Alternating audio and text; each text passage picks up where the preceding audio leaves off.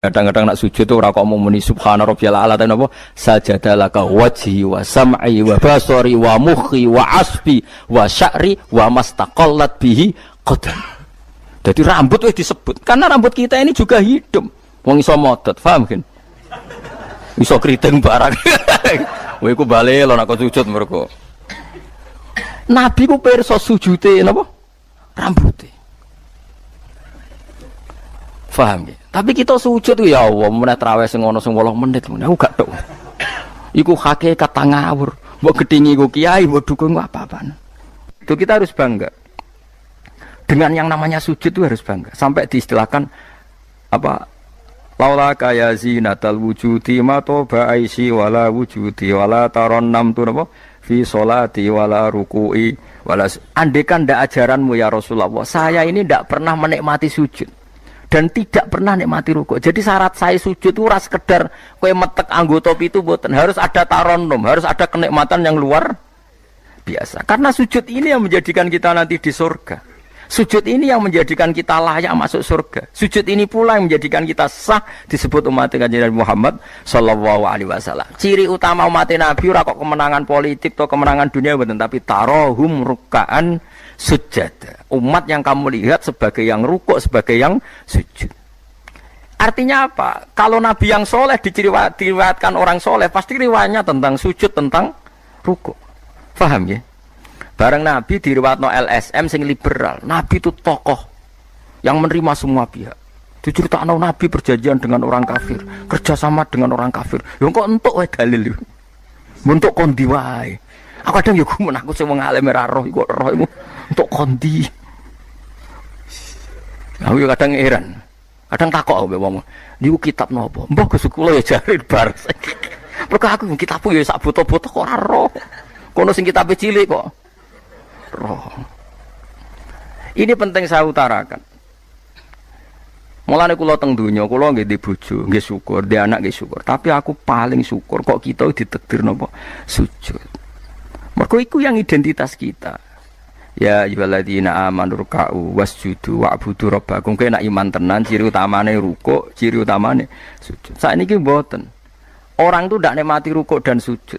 Bedino sholat tetap ngeluh, ora di duwe utangnya akeh. Mestinya ketika nganggap sujud itu segala-galanya, ditakdir sujud itu senengnya bukan Nabi itu nak nyifati sujud saking senengnya. Hatta takuna sajdatul wahidah khairan minad dunya wa ma fiha. Sehingga satu sujud lebih baik dari dunia dan seisinya. Coba sekarang, nanti kamu di akhirat, identitas kamu yang menjadi sah masuk surga itu hanya sujud kamu. Tapi kita sujud itu biasa wae seakan-akan ndak nikmat Allah yang luar biasa untuk duit akeh. Ini kan markai tenan. Markai tenan, entek oleh markai. Ini apa-apaan? Kan aneh, Allah mengatakan sujud itu spesial, kemudian kita nyifati sujud hal yang biasa. Aneh, berarti kamu mensifati sesuatu tidak dengan sifat yang diberikan Allah dan Rasul. Allah mensifati sujud itu luar biasa. Mulane kula nu salat iku seneng makmum. Kula nak sujud itu nikmat tenan. Ya sujud itu wis ngene iki. Mulane kula nu yakin, di antara barokahnya Habib saya itu karena melanturkan beberapa syair yang itu mudawan itu dibuka ulama-ulama dulu kayak tadi. Laula kaya zinatal wujudi ma toba aisi wala wujudi wala taronnam tu fi sholati wala ruku'i wala sujudi. Taronnam tu nyanyi-nyanyi kecil. Maknane ora sekedar ya tentu ndak nyanyi. Ngono wis dandutan apa sujud boten. Maksudnya iku menikmati taronnam itu. Kok ora iku sujud perucat gak jelas. Masyaallah ya kok do urip. Kula niku heran. Itu tenang. Coba sekarang sampean lihat surat Fathah yang di akhir. Sifat umatnya Nabi itu apa coba? Tarohum ruk'an sujud. Orang-orang yang kalau kamu melihat aktivitasnya itu ruk'an, melakukan rukuk sujud. Memang kita punya ambisi politik menguasai Indonesia atau apa? Enggak apa-apa. Itu tapi setelah rukuk dan sujud. Bahkan kalaupun kita berpolitik demi supaya rukuk enggak dilarang, sujud enggak dilarang. Semua porosnya demi napa sujud. Mulane surat Iqra dimulai dan ditutup dengan wasjud waktari. Sekarang enggak. Umat Nabi ngomong fadhil sujud do pelo. Pelo bisu. Ngomong fadhil sujud wis ra iso. Padahal sujud ini yang identitas kita. Kita masuk surga itu karena sujud. Bahkan ketika kita masuk neraka, iku neraka sing rawani iku walam takulin nar atharos sujud. Neraka itu tidak berani makan bekas-bekasnya. Kayak apa kalau yang sujud itu bathuk kamu, tangan kamu, dengkul kamu, terus hati kamu, fisik kamu. Mana nak sujud? Nah cara fikih sujud itu kan sementing anggota pitu nempel. Gini ku napa al-jabhah wal yaden warukbaten wal qadamen. Berarti pitu kan bathuk sitok, pira gen telapakan loro, dengkul loro, terus apa? Delamaan sikil loro. Kemudian ulama ada yang mengatakan harus ma'atahamulin yasir, sedikit ditekan. Mbok ukurane nganti ngecap ora roh, pokoke niku ukurane ku ditekan apa? Sedikit. Oke. Tapi sebetulnya kalau kamu fair, itu hanya syarat cara fikih. Nah cara Kanjeng Nabi zaman sugeng nak sujud nganti gituan. Kulo nu cek apal. Ya Allah sajadalaka wajhi wa sam'i wa basori wa mukhi wa asmi wa sya'ri wa mastaqallat bihi qadami. Nabi nak sujud, ya Allah, jasad saya ini sujud kepada Engkau. Disebut semua. Sya'ri rambut saya, asbi sumsum saya. Sajadalaka wajhi wa sam'i karuan ya. Wa basori wa mukhi sumsum saya, wa asbi sendi-sendi saya. Wa sya'ri rambut. Iku nunjukno nek iso ke sujud itu total. Mulane kula suwun iku pentinge wong saleh disejarahno wong napa saleh. Para habaib sing saleh-saleh iku nak nyejarahno nabi iku sejarah bahwa nabi itu laula kaya zinatal wujudi matoba aisi wala wujudi. Mane umpama ora didikane jenengan uripku ora ana gunane. Matoba aisi uripku ora ana gunane, ora ana enake blas. Wala wujudi wujudku ya ana gunane.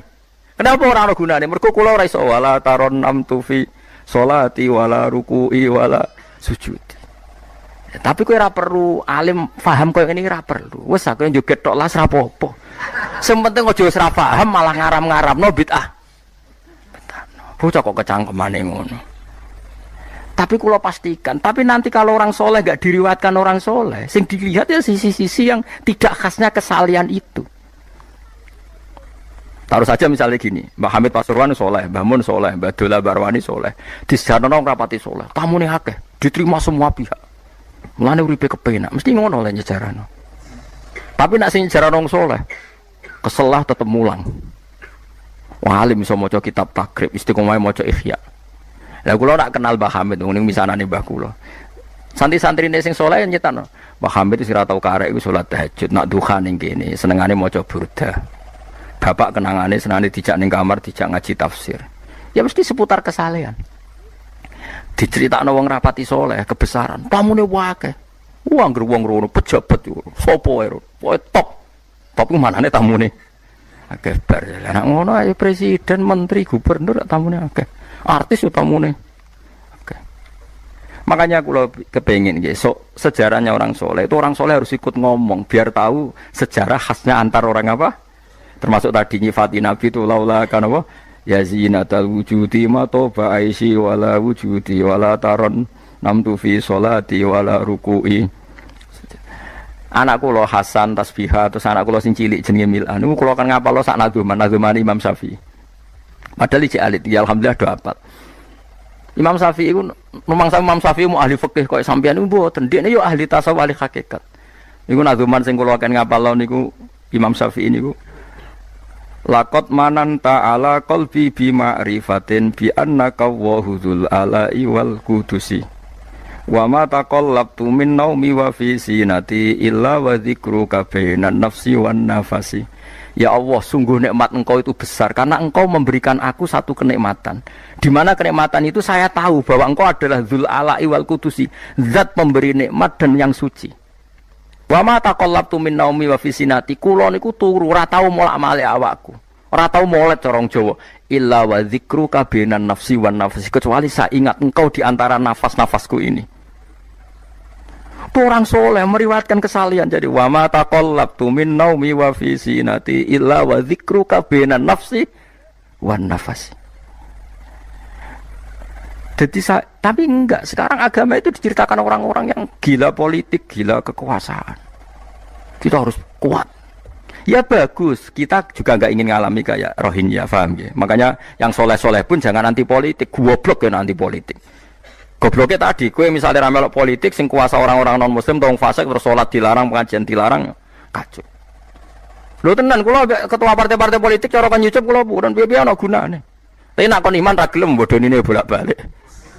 Tapi kita harus hormat piye-piye menjadikan Islam itu di Indonesia enggak dilarang-larang, enggak dikuyo-kuyo karena penguasanya adalah orang napa? Islam. Tapi bojo mbok imani teman-teman bodonine yo bolak-balik bos watake ora roh wis pokoke bangsa ngono. Makanya ini penting sekali. Makanya saya kemarin itu senang banget sampai surat Sajdah. Ngaji kita adalah ditakdir sampai surat apa? Sajdah. Di mana surat ini mengatakan innama yu'minu bi ayatina alladziina idza dzukiru biha kharru sujada. Orang-orang mukmin sejati adalah orang ketika dibacakan ayat Allah itu langsung napa? Sujud. Tentu sujud ini bisa sujud fisik kayak kita pas sholat, termasuk bisa sujud pikiran, sujud hati, sujud macam-macam. Mulane Kanjeng Nabi kadang-kadang nak sujud ora kok mau muni subhana rabbiyal a'la ta napa sajadalaka wajhi wa sam'i wa basari wa mukhi wa asbi wa sya'ri wa mastaqallat bihi qadam. Jadi rambut wis disebut karena rambut kita ini juga hidup. Wong iso modot, paham kan? Iso kriting barang. Kowe iku bali lho nek sujud mergo. Nabi ku pirsa sujude napa? Rambute. Paham ya? Tapi kita sujud ya Allah, meneh traweh sing ana sing 8 menit ngono. Aku gak tok. Iku hakikat ngawur. Mbok gedhingi ku kiai, mbok dukun apa-apaan. Tapi wong sing makome ngene iku nek iso iku dadi imam. Kok nate wonten cerita teng daerah kula wong saleh alim dadi imam. Imami Jumatan. Bareng sujud lali. Lho wali wong ngenteni itu lho diarani mati ra mati. Akhire muridé ndudul kok. Mbah sampun. Batal sak Jumatan. Semenjak itu dia mengundurkan diri dari imam nopo. Tapi kowe kan gak ngarah sujud nganti ngono. Mulane wong nak salat iku aja nganggo makome sinten wong khawas. Lan sak kula tiang-tiang nak saleh iku ngimami yo nganggo makom sing adna. Dindekno makome. Lah engko nak pas bengi-bengi tahajud nganggo makom kelas A. Sekali salat iku wis lali. Masyhur. Sampe tak critani salate Kanjeng Nabi nak sholat tu Aisyah turun ning ngarepe. Ya matang-matang ngono ning ngarepe. Ayo Aisyah. Mulai bolak-balik matur, Nabi ora digon sholat kowe iku ora. Nek kowe kan digon sholat tapi ora tau sholat. Nabi ki sing digon sholat ya nggon turu niku nggon sare ku digon sholat. Aisyah ya sare teng mriku. Masyhur riwayat hadis iso kae. Jare Aisyah. Oh Nabi nak ngadeg suwe tak sembujuk sikilku tak jelonjorno. Mergo Nabi nak sujud apa nak ngadeg iku. Minimal 200 ayat. Kulhu mau berang ayat. 200 ayat. Ngono cek nangis. Fama marra min ayati adzabin illa sta'adza minhu wala marra bi ayati maghfiratin illa astaghfar wa ma marra bi ayati tasbihin illa sabbaha wala bi ayati tahmidin illa hamada wala bi ayati takbirin illa kabbara. Setiap lewat ayat tasbih dia baca tasbih. Setiap lewat ayat istighfar dia membaca. Jadi misalnya subbihisma rabbikal a'la subhanallah subhanaka ya Allah. Mau pas maca ayat intu azibhum fa inna ibadu ya Allah lakal hamdu walakal mulku ya Allah wa ma'fuan nangis. Dadi Aisyah ngerti paling suwe tak sodoro sikilku. Barang kok ape sujud lagi sikilku tak tarik, tak pengkeretno. Mulane jare ka'annahu lam ya'rifna qat. Nabi itu ketika ndak salat itu teman kita. Tapi nek wis salat seakan-akan ndak kenal kita. Sampai sahabat itu udah bingung, Nabi be salat ning masjid. Sahabat nyun sewu sing sok kenal sok parek. Nabi itu ya talawan, wajahnya rubah kabeh. Karena hulam ya'rif Nabi itu tidak kenal kita kalau mau salat. Saking haibahnya mau sowan Allah Subhanahu wa taala. Tapi setelah salat baru Nabi happy. Dan Nabi itu rindu salat. Masyhur itu Nabi kalau banyak masalah itu sampai takok-takok Aisyah. Ya Aisyah Bilal kok gak rene-rene. Maksudnya qomat atau azan. Ketika Bilal teko, sopan ya Bilal, arihna bis salat, arihna bis salat. Masyhur. Arih ngeke istirahat sira Bilal nak ing kita bis salat. Ayo Bilal aku nang istirahat no nganggo salat. Dadi Nabi yang roh donya sumpek. Iku istirahate iku. Mulane disebut wa qurratu aini fis salat. Tenange atiku. Lah kok terus di umat ayame di dhuwit iki umat apa? Ya umat sing kumat, ya siku jawabane. Umat sing kumat.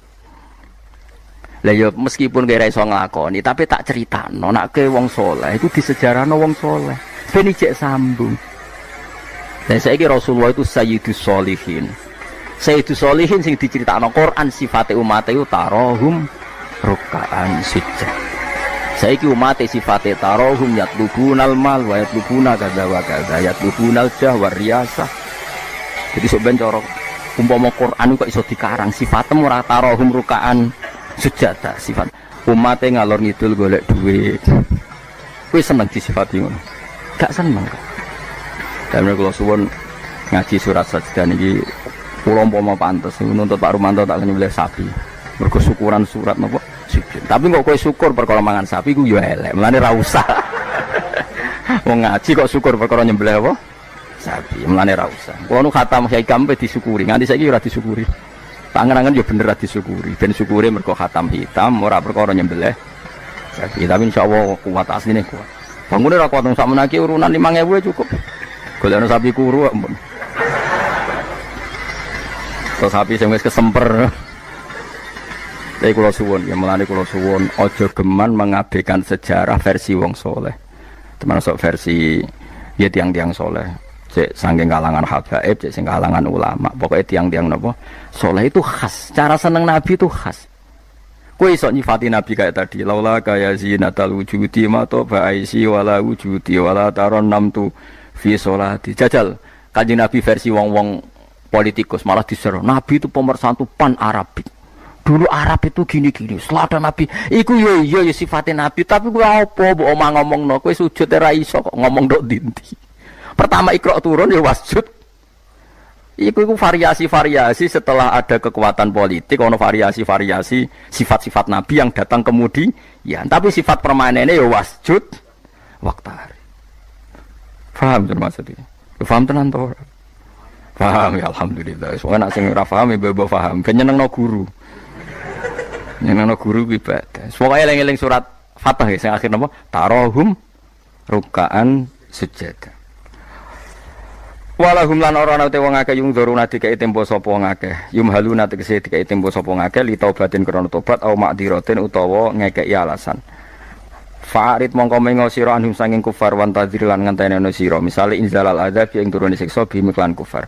Innahum satamne wong kafir ya muntadziruna ngenteni sapa wong kafir. Bika ing sira wong kafir ngenteni misale hadis samautin ing terjadine kematian atau anyare kematian au qatin utawa terjadine pembunuhan. Bismillahirrahmanirrahim. Afaman kana mu'minan kaman kana fasika. Afaman kana mu'minan kaman kana fasikal la yastawun. Ammal ladzina amanu wa 'amilus shalihati falahum jannatul ma'wa nuzulam bima kanu ya'malun. Wa ammal ladzina fasaqu fama'wahumun nar. Kullama aradu ay yakhruju minha u'idu fiha wa qila lahum dzuqu 'adzaban nar. Dzuqu 'adzaban nar alladzi kuntum bihi tukadzibun. Afaman kana, afaman ana ta utahi wong. Wong sapa wae? Kana kang ana sapa man. Ana iku mukminan, iku wong sing mukmin, sing percaya kebenerane Allah lan Rasul. Iku kaman kaya dene wong kana kang ana sapa man iku fasikon, iku wong sing fasik utawa wong sing kafir. Baleni malih. Afaman ana ta te wong kana kang ana sapa man iku mukminan mukmin. Manane mukmin ku benerno apa sing digawa Allah lan Rasul. Iku kaman kaya dene wong kana kang ana sapa man iku fasikon iku fasik utawi kafir. La yastawun, ora padha sapa wong mukmin lan wong fasik. Ail mukminuna tekse pira-pira mukmin wal fasikuna lan pira-pira fasik. Ammal ladzina amanu anapun te wong sing iman wa amilu lan nglakoni sapa alladzina as-sholihati ing boro-boro amal saleh. Wong iman lan nglakoni amal saleh falahu mongko iku berhak, mongko iku keduwe alladzina amanu jannatul ma'wa te entuk swarga kang dadi panggonane utawa swarga-swarga kang dadi nggon panggonane. Nuzulan tur hale tumurun. Hale dadi sogatan, hale dadi penghormatan. Huwa te maknane nuzul ku ma perkara yu adu kang den sogatna apa ma kang disuguhna apa ma lidulfi krana tamu. Bima sebab perkara kanu kang ana sapa ngake ya malu nang nglakoni sapa ngake. Wa ammal ladina anapun te wong akeh fasaku kang padha fasik sapa ladina. Fasik ku maknane fasik. Teng mriki fasik bil kufri fasike kelawan kafiran. Wah ini gak apal lho nggih kula kados ngaji kula wingi. Pokoke angger fasik disebut Quran kok ahli neraka iku mboten kok fasike sampean mboten ini fasik ringan nggih, fasik medium nih. Fasik sing ahli neraka bil kufri wa takdzibi. Wah apal lho. Wah angger fasik kok ahli neraka mana apa fasik kekafiran lan fasik ngorohno Allah lan apa Rasul. Tapi nak fasik kaya sampean bodoni wae enteng. Dak kok teras warga ijek-ijek mlebu. Dak kok pager-pager terus napa? Mlebu nggih araf nggih kecantol-cantol mungkin ngono. Heeh. Mbok jongkrono sithik munduk swarga ngono. Oh, angger fasik iki jelas. Mulane kula wingi ngotot. Ciri khas ahli sunnah niku darani ahli neraka iku kafir. Napa? Mulane mriki fasaku napa bil kufri wa takdzibi. Fasike kelan nglakoni kekafiran lan gorono Allah. Kowe kafir to ora? Mboten. Kowe tau gorono apa Rasul? Nak bodoni kanca. Bolak-balik lah. Iku urung kafir wenteng. Mergo yo kene tau dibodoni padha wae kan wales-walesan ngono napa? Sesama saling bodoni ya. Gak usah saling napa dendam. Fasaku bil kufri kelan kekafiran. Jadi ngeten nggih kula terangno nggih masalah madzhab ahli sunnah nggih. Sampeyan kok aja terjebak training aswaja terus. Aswaja itu trainingnya pokoknya kadang tahlil ahli sunnah atau mboten enten ngoten kaidah ngoten. Sing ngeten kaidah ini tadi, apakah mukmin yang melakukan dosa besar itu kafir apa ndak? Jadi ciri khas ahli sunnah dan ndak itu perdebatannya napa? Mukmin sing murtakibul kabira napa? Mukmin sing murtakibul kabira. Orang mukmin yang melakukan dosa besar itu menjadi kafir apa ndak? Ahli sunnah berpendapat tidak menjadi kafir. Sementara yang khawarij yang lain berpendapat menjadi kafir. Nah, Imam Suyuti, Imam Ghazali, Imam Syafi'i semua itu ahli sunnah. Sehingga kalau ada orang kok ahli neraka, niku mesti maksiate iku bil kufri wa takdzibi. Alasan Imam Syafi'i sak bala-balane niku sak ulama sak kancane niku wong nek wis kadung bener diridani Allah, niku sifate ora kok ora tau salah. Kula baleni malih nggih. Wong nek wis bener diridani Allah, niku sifate ora kok gak tau salah iku ora. Nek Allah seneng kowe, iku statusem wong-wong sing liyukaffirallahu anhum aswa allazi amilu. Engko amal elek ndelalah didadekno di sepuro sinten? Allah. Carane piye ya? Carane ku gawe poin. Misale ngeten, sampeyan ngobet wek cah wedok. Cah wedok wis seneng banget kowe. Sementing ke komitmen aja zina. Tapi sampean aja takok kula, berarti SMS-an angsal Gus. Jawel angsal yo aja takok ngono. Tapi nak kowe kasil jawel tok ra zina ku insyaallah barokah ngedohi dosa gedhe sing cilik di sepuro. Tapi aja muni halal. Yo aja muni halal, yo aja lakoni nek iso. Cuma iki cerita. Ana wong seneng cah wedok banget. Tapi dia ini sukses ninggalno napa? Zina. Tapi ora sukses ninggalo jawil utawa SMS-an misale. Tapi kok jumni halal lho ya. Wong kula ora muni halal kok mbok riwayatno halal. Niki rak ngaji ilmu. Mergo di antara jatah di sepuro iku apa alladzina napa mboten niku intajtanibu kaba'ira matun hauna anhu iku nukafir angkum sayiatikum. Nak kowe sukses ngilangi sing gedhe insyaallah muga-muga sing cilik iku di sepuro. Misale kula guwething ruhin, maksimale kan mateni. Mata ini kan dosa gede tak hindari, mau ngenyek tok bocah kriting ndek. Lah iku yen yo dosa ngomentari niku kan. Tapi luwe apik timbang gedeng diimplementasekno membunuh. Jadi misalnya gedeng wong, opsi tertinggi kan mata ini. Misalnya gak mata ini bacok sikile atau bacok tangane kan berat. Wah iki ditinggalo kabeh mau karek ngrasani gremeng ngenyek. Lah iku lumayan. Senajan to ngrasani yo tetep dosa, tapi lumayan. Mulane kiai-kiai rata-rata yang ngrasani mergo mangkel lu nek ora diomongno dadi udun. Nah, akhire ngrasani. Kiai-kiai anggere mbok tamoni critakno lawan politike mesti ngrasani to ora? Ngrasani. Mergo nek dimpet ya dadi udun. Tapi ku luwih apik timbang mateni. Misale kula kiai yang jenis seperti ini.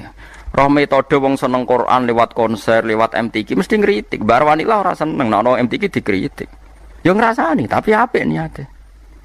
Lah kok sing seneng MTQ ya ngrasani kiai-kiai sing kaya kula. Wah, wong kok gak gelem siar. Quran iku buta siar, wong Islam buta siar. Iso muni-munine lho pokoke. Ikan yo rasan-rasanan. Sampai sementing gak santet-santetan ngono maksudnya. Lah iku disebut apa? Intajtanibu kaba'ira ma tunhauna anhu insyaallah nukafir angkum sayyiatikum. Jika kamu sukses meninggalkan dosa-dosa besar, yang kecil insyaallah dimaafkan. Ini penting saya aturkan. Nah, kalau orang baik itu syaratnya tidak pernah dosa, berarti sekali dosa dia jadi kafir. Ini masalah bagi ahli sunnah. Nah, ini penting kalau atur. Mergo ceritane ngeten nggih, wong nak bakate saleh, mabuke nang masjid. Bodoni yo santri, mergo dekne ora duwe kanca geng. Akhire korbane yo santri. Mergo dekne bodoni wong liya, wong abangan, preman ora kenal. Sing dikenali santri. Akhire korban bodoni yo. Ya kula kiai bodoni wong ya bolak-balik. Tapi kula ora tau sambat, pancen jatahe mun kadang-kadang kebodhon yo jatah. Sampeyan kula critani, zaman Nabi ana wong jenenge Abdullah. Niki hadis sahih teng Bukhari wonten, teng pundi-pundi wonten. Wa kana yulaqabu khimaron. Ndek niku sampe nak ngundang kanca-kancane niku khimar. Wa kana yudhiku Rasulullah wa kasiron. Ndek niku senengane guyokno Kanjeng Nabi. Kanjeng Nabi orang yang sering serius iku mergo mimpin perang macam-macam nak roh dolah iki guyu. Kancane ra ngundang dolah tapi niku iku nak mabuk ini masjid Kanjeng Nabi. Mboten trimo masjid mriki mboten. Masjid Kanjeng Nabi. Ngefly. Anggere takok, kowe wong fasik kok ora ning terminal ta dalan ning masjid. Aku nak ora Nabi ku ngeluh. Tapi ojo minum gak ngregani Nabi. Aku tak ora minum yo ngeluh. Angel gak? Akhirnya singkat cerita, Nabi itu profesional, masih santri ini nak salah ditakzir. Takzirane Syaribul Khamri ku gak ada batasnya. Gak ada ukurannya, memang di Quran gak ada. Sehingga kadang Nabi yo jilid 20 kali, kadang 80 kali. Bil jaridi wan ni'al. Ini sing khusuk-khusuk ngrungokno hadis iki. Jarid niku napa? Apa kan pelepah napa? Kurma wan ni'al ku sandal. Dadi ana sahabat sing saleh-saleh ku ditabuki mbek sandal, kadang ambek. Tapi bariku ya ngono meneh. Nganti sing jilid ku bosen. Dadi cara ning Aceh polisi syariate nganti napa? Bosen. Singkat cerita ada sahabat yang ngomentari begini. Ya khimar ya mal'un. Pokoknya di kue ku khimar, iku mal'un. Saya masih ingat betul tagnya itu, kamu ini mal'un, orang yang dilaknati Allah. Nabi duka. La tal'anuhu fa innahu yuhibbu waha wa rasul. Lalu dalil ahli sunnah, kamu jangan melaknati dia, fa innahu yuhibbu waha. Orang ini meskipun peminum arak, itu senang Allah dan Rasul. Saya masih ingat betul takbir yang ada di kitab Ihya. Takbirnya begini, falam yukhrijhu bil maksiati anil mahabbah. Nabi tidak mengeluarkan dia dengan melakukan maksiat dari status mencintai Allah dan Rasul. Sebab itu ahli sunnah sepakat, orang maksiat itu bukan kena sifat atau kena status dia memusuhi Allah dan maksiat itu gawan kita dhaif. Misalnya ngene, kowe ora cah wedok iku eling terus nganti 2 jam. Bareng Allahu Akbar takbir ra eling Allah. Terus berarti lu seneng cah wedok timbang Allah. Wong ambek Allah ora eling mbek cah wedok. Ora iso ngono, kowe seneng cah wedok gawan nafsu yen gak bakat wali. Paham nggih? Akhire eling terus ra iso lali. Allah ora butuh mbok ilingi kowe ya ora keren diparingi lali kowe. Ini penting kula ngajekno. Kula baleni malih. Sama siapa takbirnya di Ihya di beberapa kitab ahli sunnah. Falam yukhrijhu bil maksiyah anil mahabbah. Orang ini tidak dihilangkan sifat mahabbahnya kepada Allah dan Rasul hanya karena apa maksiat. Karena maksiat itu gawan bodoh, gawan lali, gawan ngebet, gawan macam. Misalnya kayak dia anak papat, bojomu setia, katut rondo. Terus ana wong muni ngene, dadi yo katut rondo lali anak bojo, ora lali ora masalah. Cuma ora iso lali rondo, tapi ora lali anak bojo. Wong nyatane dhuwit jadi bagi jatah anak ya ono jatahe. Cuma wong sing gedeng darani kowe iku lali anak. Ora lali mulai ditakoki jenenge anake ya jek roh. Kelas pirone ya jek. Cara ditakoki, "Lah kok ora mbok rabi wae?" Sungkan anakku. Lho jek roh ta ora? Ijek. Tapi ora iso lali rondo iku luwe anyar misale. Nah, yus ngono iku. Selama ini kamu kan ya begitu. Saiki ngene aku takok. Kowe nyebut dhuwit mbek Allah sedina akeh dia. Akeh dhuwit. Kerja ya demi dhuwit. Ngamuk bojo demi dhuwit. Bariku mbok tabung ning bank ono, ning plisiran lemari ono, ning kethu ono. Terhormate dhuwit di mana-mana ada yo eling, ning kethu yo eling, ning lemari yo eling. Bareng duhur pas pergi, lali aku, jebule wis mentek waktune duhur. Terus kowe tasik, wah berarti menuhankan uang. Enggak ada seperti ini. Apa iku wis pirsa nek kita iku dhaif, napa kita niku dhaif. Sehingga ahli sunnah mengatakan semua kesalahan itu ya kesalahan saja, tapi tidak menjadi kafir, tidak menjadi, bukan berarti kita ada cinta Allah dan Rasul. Jadi wong mabuk, kunane kuno wong lani kiai ora oleh gedeng preman teman-teman. Kadang yo ono wong preman, tapi ra iso mungkiri seneng kiai. Lan cara kula ora masalah ono wong ra salat nekani konser selawatan, cara kula ora masalah. Ndekne nyatane seneng pas selawatan, seneng nak menawa awal untuk hidayat. Nak ki fikih komentar, apa gunane nekani selawatan tapi ra salat. Lah nek dene ra tau nekani selawatan, ra salat terus jalur hidayate kon diye nak menawa ana siji loro selawat sing ditampa dadekno sebab napa? Hidayat. Seneng kok komentar. Ora melok dadi pangeran kok geger. Jadi kalau baleni malih, mulane teng mriki angger kitab ahli sunnah wal jamaah sing asli, ku angger ana ayate pangeran dawuh fasaku mesti bil kufri wa takdzibi. Dadi dosa fasik sing sebab kekafiran dan sebab gorono Allah lan iku lagi ahli neraka. Harun ar-Rasyid itu dinasti Bani Abbasiyah. Itu pinter sekali. Ada seorang ustadz yang agak ekstrim. Itu datang ke Harun ar-Rasyid. Ya Amirul Mukminin, inni nasihun laka famusaddidun alaika. Fala tajidanna alayya fi nafsika syai'an. Saya mau nasihati kamu, tapi saya mohon jangan masukkan hati. Karena nasihat ini penting. Tapi saya akan keras, vulgar. Akan keras, kritik saya akan keras. Karena Anda sebagai Amirul Mukminin tidak pedes. Apa kata Amirul Mukminin Harun ar-Rasyid? Uskut ya Ustadz. Sebagai riwayat uskut ya jahil. Kamu itu Ustadz bodoh, tidak usah banyak omong. Terus ditanya, kenapa saya bodoh? Terus dibacakan ayat faqula lahu qaulal layyina la'allahu yatadzakkaru aw yakhsha.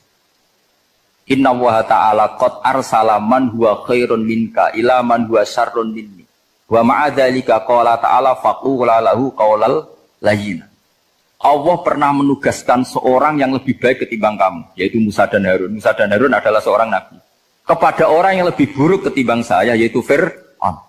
Itu saja etikanya faqula lahu qaulal layyina. Kamu kalau ngomong yang halus, yang baik, yang berperadaban, kok kamu sama saya mau kasar? Akhirnya ustadznya ternyata pinter kamu, ya pinter aku. Jadi semudah itu.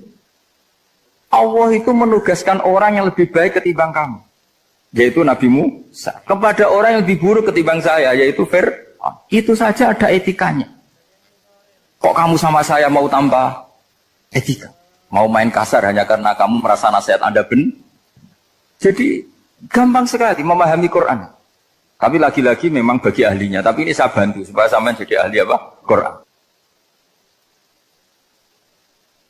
Ada sekian problem dalam memahami Quran, terutama kalau lewat terjemah. Problem itu bisa gawat betul, bukan gawat-gawatan tapi gawat betul. Misalnya ada ayat begini dan terjemahnya pasti begini. Fa'ainama tuwallu fasamma wajhullah. Kamu menghadap mana saja, di arah manapun, di sana ada ridhonya. Itu kalau hanya pakai terjemah, tentu menjadikan kita sholat bisa menghadap ke timur, ke barat, ke utara, dan ke apa? Selatan. Saya cerita sedikit tentang asbabun nuzul. Memang tema sekarang tentang asbabun nuzul. Dulu Rasulullah SAW ketika di Mekah itu sholat menghadap Ka'bah. Tapi setelah pindah di Madinah, di mana Madinah itu ada komunitas Yahudi dan Nasrani, Rasulullah itu menghadap ke Baitul Maqdis. Kira-kira 16 bulan, 16 sampai 17 bulan. Semua riwayat itu kisarannya hanya 16 sampai berapa? 17 bulan. Sehingga orang Yahudi itu bilang begini, Muhammad ini baiklah, meskipun dia membawa agama baru, tapi kiblatnya masih ikut kita, masih baik kan. Setelah 16 bulan, Nabi diperintahkan Allah untuk menghadap ke Ka'bah. Awal liwajaka syatrul masjidil haram. Maka orang Yahudi itu berontak. Berontaknya adalah kiblat mereka ditinggalkan. Cara berpikir orang Yahudi itu kiblat mereka ditinggal. Sehingga mereka bilang mawallahum an qiblatihim allati kanu 'alaiha. Apa yang menjadikan umat Islam berpaling dari kiblat Baitul Maqdis. Kemudian mereka provokatif betul. Ini perlu diperjelas. Provokatif. Bilang begini, "Inna Muhammadan tahayyara fi din." Muhammad ini bingung dalam beragama sehingga habis ngomong A ngomong B, habis kiblat Ka'bah, kiblat Baitul Maqdis. Sehingga dalam banyak tarikh disebutkan peristiwa kiblat itu terbanyak melahirkan orang murtad, orang yang keluar dari Islam gara-gara provokasi orang Yahudi, Muhammad tahayyara fi dini. Muhammad tuh bingung dalam menentukan pilihan apa? Beragama. Kemudian walhasil singkat cerita akhirnya Nabi itu madhep Ka'bah. Apa yang terjadi mukjizat itu adalah bahwa agama ini agama yang mewakili semua agama sebelumnya yang masih orisinil. Yaitu Nabi akhirnya berargumentasi Ka'bah adalah kiblat yang asli, yang lebih tua. Terus mereka tanya, buktinya apa? Dijawab oleh Quran, fihi ayatum bayyinatum maqamu apa? Ibrahim. Ka'bah bukti tertua adalah di situ ada makam Ibrahim. Makam itu jejak kaki. Ya, kalau bahasa Indonesia makam itu kuburan. Kalau dalam bahasa Arab makam itu jejak apa? Jejak kaki. Sehingga diketahui oleh sejarah dibuktikan di situ ada jejak kaki siapa? Nabi Ibrahim. Sementara nisbatnya Baitul Maqdis itu adalah kepada Nabi Musa dan Nabi Harun. Yang ini adalah turunan dari Nabi siapa? Ibrahim. Hikmahnya apa? Begini. Sebagai bukti bahwa Baitul Maqdis pernah menjadi poros Islam atau poros Tauhid, maka Nabi Muhammad pernah disuruh menghadap ke Baitul Maqdis. Buat inget-ingetan kalau ini pernah menjadi poros apa tahu? Tapi tetap tua-tuaan masih tua apa? Nah, kenapa tua Ka'bah tadi? Karena Ibrahim adalah Abul Anbiya, bapak dari para.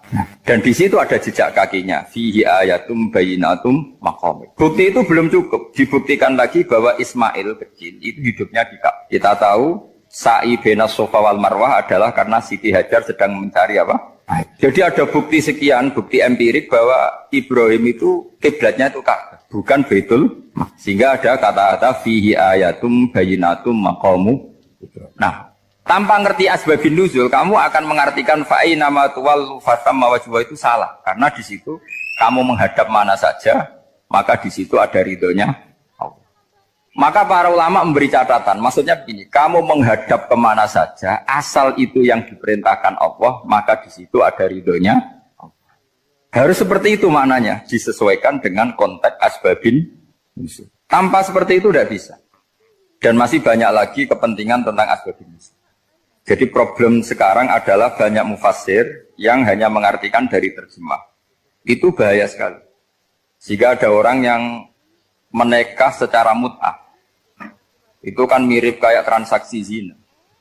Mereka berdalil famastamta'tum bihi minhunna fa'atuhunna ujurahun. Perempuan yang sudah kamu nikmati, yang penting kamu bayar. Terjemahnya seperti itu. Karena ujur itu jamaknya ujroh. Itu fatal sekali. Padahal ayat itu begini, settingannya begini, setting siakul kalamnya atau asbabun nuzulnya begini. Ini sekaligus, memang saya sengaja ngaji dengan tema yang berat, bentuk penghormatan pada yang ngaji.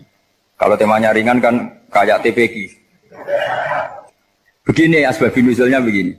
Wal muhsanatu minan nisa yang awal juz 5 itu, ya kita santai aja, yang awal juz 5 itu sebetulnya maktuf, diatafkan pada ayat hurrimat alaikum ummahatukum wa banatukum wa akhwatukum wa ammatukum wa kholatukum wa banatul akhi wa banatul ukhti. Jadi perempuan yang haram dinikah itu ada 7. Yang faktor nasab, yaitu siapa? Ibu, putri, saudara putri, bulik dari bapak, ammah itu bulik dari bapak, kholah itu bulik dari ibu, keponakan dari saudara lelaki, keponakan dari saudara perempuan. Ini disebut haram karena nasab gen. Kalau orang Jawa bilang hanya 4 karena ngitungnya bule baik dari bapak maupun ibu. Kalau orang Jawa bilang kan bule terus keponakan dihitung 1. Padahal ada keponakan dari saudara lelaki, ada keponakan dari saudara apa? Perempuan. Wabanatul akhi wabanatul ukhti. Terus kedua haram karena rodok. Kita tahu dalam hukum Islam rodok adalah sama dengan nasab. Jadi ibu yang pernah menyusui kamu berarti jadi ibu kamu. Dan saudara sepenyusuan berarti menjadi saudara kamu. Ini disebut wa ummahatukumul lati arda'nakum wa akhwatukum minar radha'. Terus ketiga haram karena musaharah, karena besanan. Jadi pagi ini misalnya saya nikah dengan Sri, bilang qabiltu nikaha wa taswijaha bil mar'il maghfur. Setelah nikah dengan Sri ini otomatis ibunya dia menjadi mertua. Otomatis haram saya apa? Nikah. Ini namanya haram karena musaharah. Atau kamu punya anak Zaid. Zaid pagi ini akad dengan Sri. Berarti Sri adalah menantu Anda. Otomatis haram bagi Anda. Itu namanya haram karena musaharah, karena bisanan. Itu yang disebut waroba apa haram-haram itu kan saat terus wa ummahatu nisaikum. Apa ibu dari istri-istri kamu. Memang ini agak jelimet, tapi memang syaratnya mufassir harus biasa jelimet. Jangan hanya nyari partai ayat-ayat untuk kepentingan partai. Wah itu ngeri. Kacau Quran dipakai kampanye. Terus itu berarti sudah 3 kan? Haram karena nasab, karena rodok, haram karena musuh. Terus yang keempat ini haram yang bukan karena sebab pada seorang perempuan, tapi karena istri orang. Disebut wal muhsanatu minan nisa. Haram menikahi perempuan yang masih milik orang lain. Nah, orang lain yang menikahi ini, istilahnya Allah adalah lelaki yang menikahi perempuan ini adalah lelaki sing muhsinina ghairu musafihin, secara nikah yang sah. Nah, nikah yang sah itu begini dalam hukum fikih Islam. Saya nikah dengan Sri, kalau hanya akad, itu saya wajib bayar mahar hanya separuh. Jadi kalau saya janji bayar 1 miliar, berarti wajib bayar berapa? 500 juta. Kalau janjinya 100 juta hanya bayar 50 juta. Itu yang wajib bil akdi. Nanti wajib sepenuhnya nunggu bil jima. Kalau sudah hubungan intim baru wajib 100%. Jadi kalau ada di Jawa nikah dengan seperangkat alat sholat itu yang atasannya tok itu wajib karena akad. Nanti bawahnya nunggu setelah hubungan apa? Intim. Nah, ini hukum Quran bukan hukum saya. Makanya kan wa in talaqtumuhunna min qabli an tamassuhunna terus fanis huma faradtum. Hanya wajib bayar setengah. Nah, perempuan yang sudah diajak hubungan intim itu kata Allah fa'atuhunna ujurahun, maka wajib kamu bayar pen. Jadi ayat itu tentang perempuan yang sudah dinikah, kita harus bayar berapa? Harus bayar pen. Ini penting saya utarakan. Nah, problem kita sebagai orang Indonesia, ini juga problem Pak On, problem semua kiai. Mahar di Indonesia itu nggak bisa dibahas di Quran. Karena keterlaluan, kecilnya itu keterlaluan. Saya ini kan kiai, sering ngakatkan itu sampai bosan, seperangkat alat sholat itu ngawur sekali. Ini mbak-mbak harus nggak mau gitu. Saya provokasi minimal itu ya berapa? 100 juta berapa? Pantasnya berapa? Pantasnya berapa? 10 gram itu berapa nilainya? Kan 1 gram 500.000 baru 5. Ya sudah mendingan itu 10 gram. Quran itu bayangannya gini sambil latihan, yang hafal-hafal biar latihan. Jangan dapat beasiswa karena hafal tapi nggak jelas juntrungannya. Quran itu bayangannya gini, ini nggak mungkin Quran ini bisa dibaca di Jawa. Wa in aradtum istibdala zaujin makana zauji wa ataitum ihdahunna qintaran fala ta'khudhu minhu syai'a. Jika kamu nikah sama seorang perempuan, kemudian kamu cerai, maka mahar yang sudah kamu berikan jangan ambil lagi. Karena mahar di Arab itu mahal, 100 juta, kadang mobil Alphard, kadang GMC. Sehingga setelah menceraikan tuh kebayang menarik. Kok enak, dulu saya memberikan itu kan karena dapat servisnya, sekarang sudah saya cerai, saya tarik. Kalau mahar di Indonesia kan seperangkat alat sholat. Jadi gak kebayang ada kalimat fala ta'khudhu minhu syai'a, jangan ambil lagi. Kebayang ngambil aja enggak? Apalagi kalau nikahnya sudah 2 tahun kan sudah lusuh, sudah. Tapi kalau di Arab itu kebayang karena mahal. Makanya orang Arab suka nikah orang Indonesia karena murah. Jadi bahasa kintoron itu harta yang enggak ternilai. Wa ataitum ihdahunna kintoron. Kok yang enggak ternilai? Mahal betul. Itu pernah saya hitung, ada yang mahar itu 400 juta, ya sekira segitu. Nah makanya setelah dicerai, Allah memperingatkan setelah kamu kasihkan, ya jangan minta lagi. Kenapa kepikiran minta? Karena jumlahnya besar. Kalau di Indonesia kepikiran nggak minta ya? Nggak kepikiran, saking kecilnya. Perangkat alat sholat, kadang 1 juta. 1 juta itu setelah hubungan intim, sebelumnya yang wajib hanya 500. Itu kan nggak kebayang. Makanya susah ngartikan Quran di Indonesia, kadang susah, karena kadang terlalu. Itu pernah Sayyidina Umar radhiyallahu anhu pernah bilang begini, wahai para perempuan, mahar itu jangan mahal-mahal, kasihan para lelaki. Itu ada perempuan alimah, ya orangnya alim betul. Itu usul langsung gini, ya Amirul Mukminin, laisa dzalika laka ya Amirul Mukminin. Waqad qala ta'ala wa atiitum ihdahunna qintaran. Kamu hanya seorang Amirul Mukminin, tidak berhak bikin aturan pembatasan mahar. Allah saja tidak batasi, kenapa kamu batasi?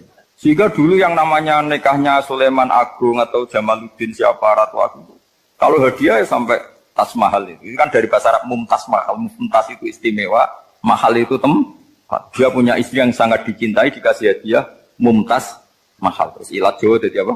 Tas mahal itu sama Mujid Ulil Albab kalah. Itu kalau cerai kan kepikiran minta lagi. Dikasihkan yang baru. Tapi kalau di Indonesia tidak mungkin karena apa tadi? Seperangkat alat sholat. Begitu nyari yang murah lagi. Yang bagus kitanya, bungkusnya yang bagus. Maka nggak mungkin kita maknani Quran tanpa mengenal yang bernama asbabin. Karena makna ayat itu bisa kacau kalau kita tidak tahu asbabin. Yaitu kayak tadi makna fa'ina ma tuwallu fasamma wajhu. Itu maknanya kan kamu menghadap mana saja, boleh saja di sana ada ridhonya Allah. Berarti kan bisa ke timur, ke selatan, ke utara, ke barat. Itu bahaya betul. Sehingga kata ulama harus mengkaji asbabin supaya porsi ayat ini sampai semana jauhnya itu kita tahu. Tanpa tahu itu tidak bisa. Begitu juga menyangkut kiblat. Sekarang saya tanya, kemarin kan ramai dulu di Kemenak, kiblat semuanya diukur dengan GPS, terus beberapa masjid dikomentari salah karena diukur pakai apa? GPS. Kalau dalam bahasa falak disebut yaumarosdil kiblat. Memang bisa diilmoni. Tapi pertanyaannya begini, dari awal Allah ngendikan fawal liwajhaka syatral masjidil haram. Kamu yang penting sholat itu menghadap masjid. Masjid itu ya bangunan. Sehingga kata Ibnu Abbas yang diriwayatkan banyak ulama mengatakan Al-Ka'bah kiblatun li ahlil masjid wal masjid kiblatun li ahlil haram wal haram kiblatun li ahlil masyriq wal maghrib. Jadi kalau orang di dalam masjid kiblatnya harus Ka'bah. Di luar masjid kiblatnya asal bangunan Masjid Haram.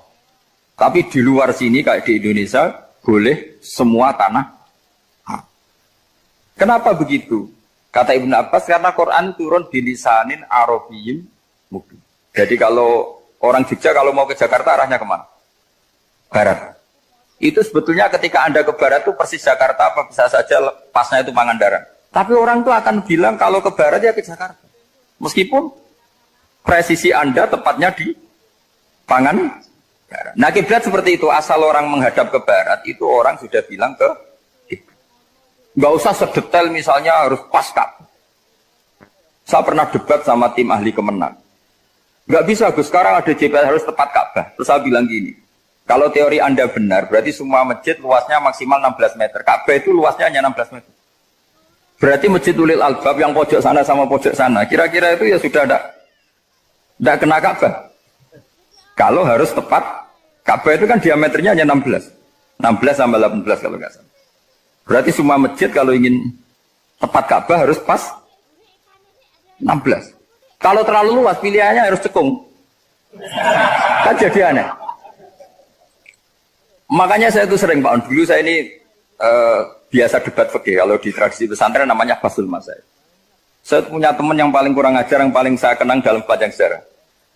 Dulu itu kalau debat fikih itu ya seru. Kalau aturan fikih kan gini, soft paling baik itu kan soft pertama. Baru kedua, baru ketiga. Yang paling keren kan soft awal, soft. Terus teman saya bilang gini Pak, ya kalau gitu gini aja Gus, desain masjid itu memanjang utara selatan. Biar semuanya soft awal. Gara-gara didesain begini kan ada soft 2, soft 3. Apa susahnya? Kita bikin mulai awal supaya masjid itu memanjang utara apa? Selatan. Supaya semuanya soft awal. Ya kalau ada hukum ya diimplementasikan dalam desain bangunan katanya. Itu kan kacau. Terus akhirnya saya jawab, lalu setelah begitu yang paling afdol siapa? Yang dekat imam. Ya sudah, bikin cekung saja kalau gitu. Artinya gini ya, beragama itu yang sehat. Jadi beragama itu berdasar riwayat. Berdasar riwayat, pernah ada ulama yang hitung. Madinah menghadap Ka'bah itu ya tidak pas. Pernah dihitung pakai GPS. Kiblat Madinah ke Ka'bah itu ya tidak pas. Tidak seperti yang pernah dianjurkan Kemenak. Karena apa? Agama ini ngikuti bilisanin arabiyyin mungkin. Seperti jenengan gini. Semua ini istilahnya apa? Menghadap Gus Bah. Padahal ada yang agak sana, agak sana. Semuanya ngaji sama siapa Gus? Ya sudah. Istilahnya bertatap muka. Memangnya kita benturan. Ini bahasa. Jadi seperti ini semua namanya apa? Berhadap.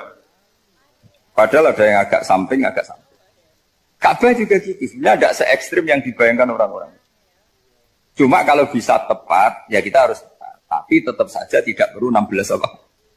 Meter. Nah, fa'ainama tuwallu fatamma wajhuwa itu artinya menghadap.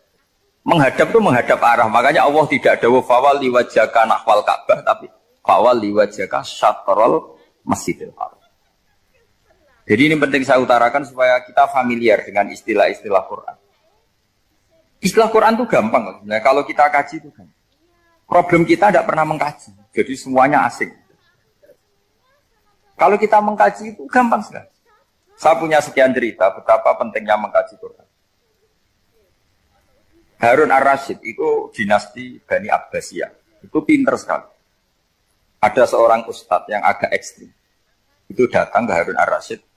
Ya Amirul Mukminin, inni nasihun laka famusaddidun alaika. Fala tajidanna alayya fi nafsika syai'an. Saya mau nasihati kamu, tapi saya mohon jangan masukkan hati. Karena nasihat ini penting. Tapi saya akan keras, vulgar. Akan keras, kritik saya akan keras. Karena Anda sebagai Amirul Mukminin tidak pedes. Apa kata Amirul Mukminin Harun ar-Rasyid? Uskut ya Ustadz. Sebagai riwayat uskut ya jahil. Kamu itu Ustadz bodoh, tidak usah banyak omong. Terus ditanya, kenapa saya bodoh? Terus dibacakan ayat faqula lahu qaulal layyina la'allahu yatadzakkaru aw yakhsha. Inna Allaha ta'ala qad arsala man huwa khairun minka ila man huwa syarrun minni. Wa ma'a dzalika qala ta'ala faqula lahu qaulal layyina. Allah pernah menugaskan seorang yang lebih baik ketimbang kamu, yaitu Musa dan Harun. Musa dan Harun adalah seorang nabi. Kepada orang yang lebih buruk ketimbang saya, yaitu Fir'aun. Itu saja etikanya faqula lahu qaulal layyina. Kamu kalau ngomong yang halus, yang baik, yang berperadaban, kok kamu sama saya mau kasar? Akhirnya ustadznya ternyata pinter kamu, ya pinter aku. Jadi semudah itu. Allah itu menugaskan orang yang lebih baik ketimbang kamu, yaitu Nabi Musa, kepada orang yang lebih buruk ketimbang saya, yaitu Fir'aun. Itu saja ada etikanya. Kok kamu sama saya mau tambah etika? Mau main kasar hanya karena kamu merasa nasihat Anda benar? Jadi gampang sekali memahami Quran. Tapi lagi-lagi memang bagi ahlinya. Tapi ini saya bantu supaya sampean jadi ahli apa? Quran. Meskipun ngajinya sebulan sekali. Sudah sebulan sekali tidak punya kitabnya. Sudah. Jadi ulama dulu kalau belajar Quran itu gampang. Saya berkali-kali cerita. Yang kitab saya baca di rektorat namanya Sajaratul Ma'arif. Itu kalau cerita bikin judul itu enak sekali. Babuna fil ibad bikulil bilad. Bab seseorang di mana saja hidupnya harus bermanfaat. Terus dalilnya itu hanya mengutip makalahnya Nabi Isa, wa ja'alani mubarakan ainama kuntu. Ciri utama seorang nabi apa? Saya di mana-mana adanya berkahi orang lain. Jadi berkah bagi orang lain. Maksudnya tidak jadi problem bagi orang lain. Artinya kamu hidup entah di Jogja seperti Pak Ono orang Jember, saya orang Rembang. Hidup di Jogja manfaat, di Jember ya manfaat, di mana-mana. Saya pernah di Korea seminggu ya manfaat. Saudara kita TKI yang di Korea manfaat, di sana bikin masjid, bikin apa. Karena ngendikane Allah menceritakan Nabi Isa siapa? Wa ja'alani mubarakan ainama kuntu. Saya adalah orang yang di mana-mana berkah. Artinya manusia eksistensinya harus seperti itu, hidup di mana saja. Gampang sekali memahami. Pernah Imam Syafi'i ditanya, kalau kamu nggak kehilangan air atau nggak ada air di satu daerah, cari-cari dulu. Sampai nggak ketemu. Setelah nggak ketemu air, baru kamu boleh tayam. Imam Syafi'i ditanya, apa dalilnya harus mencari dulu? Kalau nggak ada air ya langsung tayamum saja. Kenapa harus nyari-nyari dulu? Jawabnya Imam Syafi'i itu gampang sekali. Qala ta'ala falam tajidu ma'an. Kemudian kamu tidak menemukan air. Di mana-mana tidak menemukan setelah mencari. Kalau belum mencari namanya tidak tahu. Kan ayatnya kan falam tajidu ma'an. Kemudian kamu tidak menemukan air. Tidak menemukan itu nyari dulu apa langsung ambil sikap? Nyari dulu baru kesimpulannya tidak ketemu. Kalau belum pernah nyari namanya tidak tahu. Segampang itu ulama dulu memahami Quran karena konstruksinya utuh. Yaitu mereka tahu betul bahwa Quran itu bilisanin Arabiyyin. Ketika Futuhat Syam. Syam dulu itu dikuasai tentara Romawi. Era Sayyidina Umar Futuhat. Yerusalem dikuasai tentara Islam. Itu awal Sayyidina siapa? Umar radhiyallahu anhu. Ketika Futuhat mau ada pesta besar-besaran.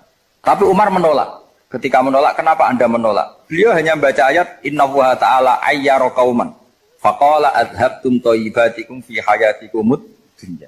Allah itu mengkritik satu komunitas kaum yang zaman di dunia menghabiskan semua kenikmatan. Maka kita tidak perlu syukuran besar-besaran. Jangan-jangan Jatah kita di akhirat kita habiskan di dunia.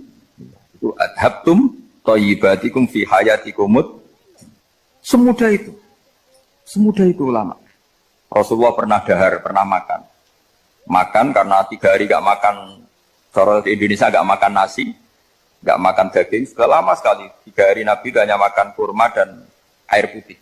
Pernah Nabi gak makan roti sampai 3 hari. Kalau Indonesia mungkin gak makan nasi. Di hari ketiga, ada sahabat yang berbaik hati, Nabi disembelihkan kambing, dipotongkan kambing, Nabi disuruh dahar. Itu baru dahar setengah piring, Nabi berhenti. Ketika ditanya, setengah piring itu kan sudah kuat untuk sholat, untuk apa sudah kuat. Ditanya, ya Rasulullah kenapa berhenti? Bukankah engkau tidak makan ini 3 hari? Nabi menjawab, walatus alumna yauma idzin anin naim. Semua nikmat yang saya rasakan nanti ada pertanggungjawabannya. Makanya saya ada ingin banyak-banyak. Wah itu kalau diterapkan di sini nggak populer.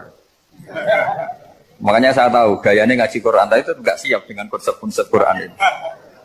Jadi segampang itu orang dulu. Nah karena apa ya itu tadi? Mereka tahu asbabun nuzul. Quran itu diturunkan dalam konteks apa?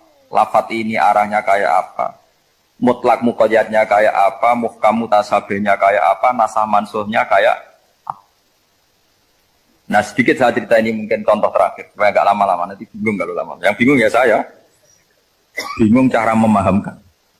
Jadi kalau guru itu kan bingung cara memahamkan, kalau murid bingung cara memahami. Nggak tahu tingkat kebingungannya sama, kalau guru itu bingung cara memahamkan, kalau murid bingung cara. Jadi ini pertemuan 2 kelompok bingung. Yang satu bingung cara memahamkan, yang satu bingung cara. Kalau orang ekstremis bingung cara merusak suasana, itu nggak benar itu. Ada loh. Rasulullah itu nabi, itu paling pusing yang ngadepi orang-orang yang ekstrim. Karena apa? Cara berpikir itu lompatannya itu nggak tertib. Jadi nabi itu cara berpikir itu kecerdasan nubuah. Sementara orang ekstrim cara berpikir itu kecerdasan nafsu, bukan kecerdasan manusia. Kalau manusia masih baik nafsu. Misalnya begini, kalau dalam tradisi nubuah itu, saya dengan Pak Anu berteman lama, mulai tahun 2000 berapa. Itu kalau Pak Anu bertamu ke saya, harusnya tidak usah tak kasih makan, karena sudah dekat. Tapi kalau kenalan baru itu dikasih makan, disangoni. Jadi Nabi itu perilakunya agak unik. Akhirnya ada orang yang cara berpikir itu dangkal, ya Rasulullah ini tidak fair.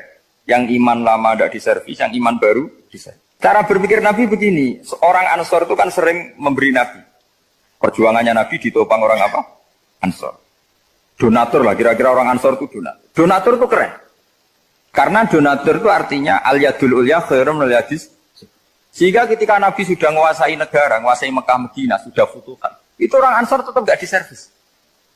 Yang diservis Nabi itu orang-orang baru masuk Islam, disebut wal mu'allafati qulubuhum atau Islam mu'allaf. Ada 1-2 orang yang protes, tentu yang nggak pinter, bukan protes pasti tidak pinter.